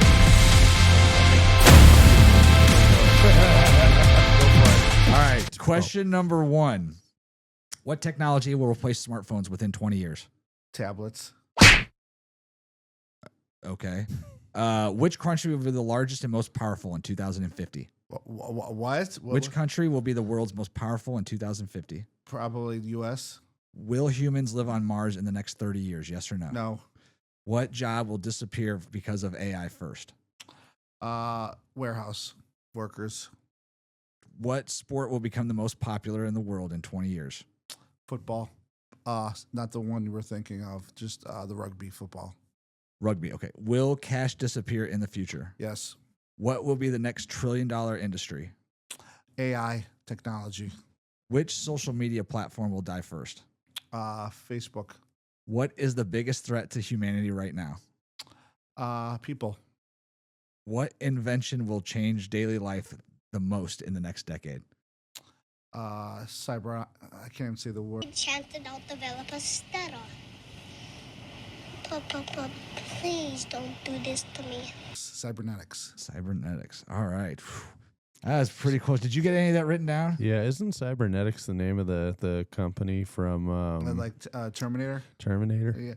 Yeah, but no, but cybernetics is another word for like people that have like missing arms, missing limbs. They get replacements. I was disappointed in your answer. What technology will be replaced was tablets. Replace smartphones. Well, because tablets. Like, do you think phones are gonna get we're gonna get bigger? We're No, gonna they go get away from smaller. phones and go to tablets. I was either that or I was gonna think of an eye implant. I would have 100% went with eye implant. I would have went with like Neuralink or something like the that. ones I was Like that's thinking, but, definitely going to be the next 20 years. Well, Like, you're going to be able to communicate with people without even being able to They talk. already have Neuralink. You're just gonna out there. think how much easier that'll be for Evan to pick up chicks. Oh yeah. Yeah, you just look at her and be like, and she's gonna be I'm like, just gonna walk away. she's gonna be able to tell you telepathically be that able she to knows you're undressing her. Upload her nudes right God. into your brain. Probably get an orgasm just saying. Oh God. All right, let's see if Grok does it better. Okay. Yeah, it probably does. Hey, Grok, you there? Hey, right here for you. What's up? All right, I'm going to ask you 10 questions rapid fire. You have to answer them immediately with no thought in between. Are you ready? Hit me. What technology will replace smartphones within 20 years? Thinking about the next big leap. Grok, this is supposed to be rapid fire. You get the answer immediately. Brain-computer interfaces, like Neuralink on steroids. Thoughts straight to screens. No hands needed. I would have went with like Neuralink or something. Like that. Which country will be the world's most powerful in 2050? Good question. Let me think this through. No thinking. Rapid fire. Go. China. Wow. Rapid fire. Will humans live on Mars in the next 30 years? Yes or no? Yes. Oh. Rapid fire. What job will disappear first because of AI? Cashiers. Oh, yeah. Rapid fire. What sport will become the most popular in the world in 20 years? Esports. Rapid fire. Will cash disappear in the future? Yeah, mostly. What will- Digital wallets and crypto.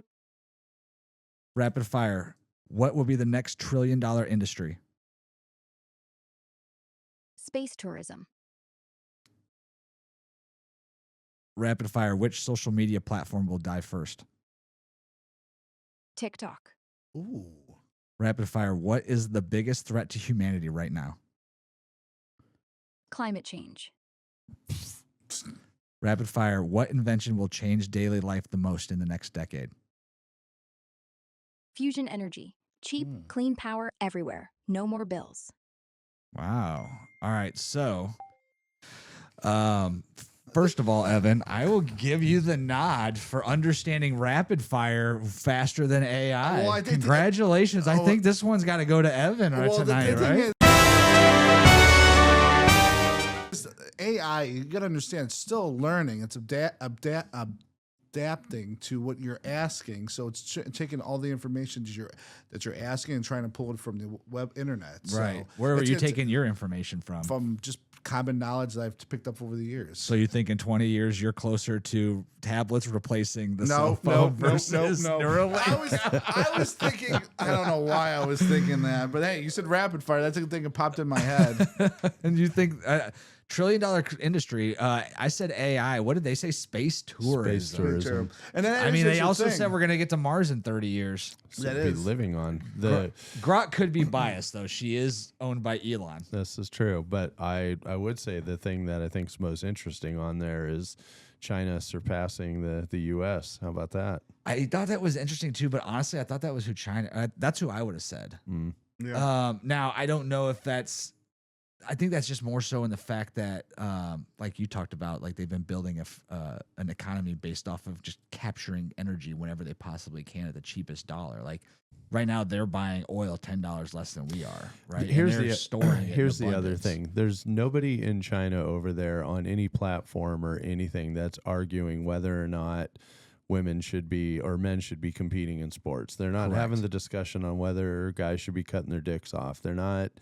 They don't fool around with all of this other crap that we fool around with over here. 100%. Well, 50% of their country isn't saying that the president's a fucking terrible person, no matter who it is. Yeah. 50% of the country is not obsessed with politics. What do China people do well? I don't know. Have you ever traveled outside the United States or even to any of the national parks? They travel. They spend time with family. They take care of their family. There's a lot of what they call blue zones in China, where people live to longer terms than we do here. Most families live together, like 2 or 3 generations. Yeah, they all live together, and they travel all over the place. They see the world. So yeah, I think there's a lot of things that they do better than we do. But all right, guys, long show tonight, so I apologize for getting a late start. But to you guys listening, good night, everybody. Good night. Later. All right. Not bad on rapid fire, Evan. I'm gonna give you the fucking dub on that one, dude. Yeah.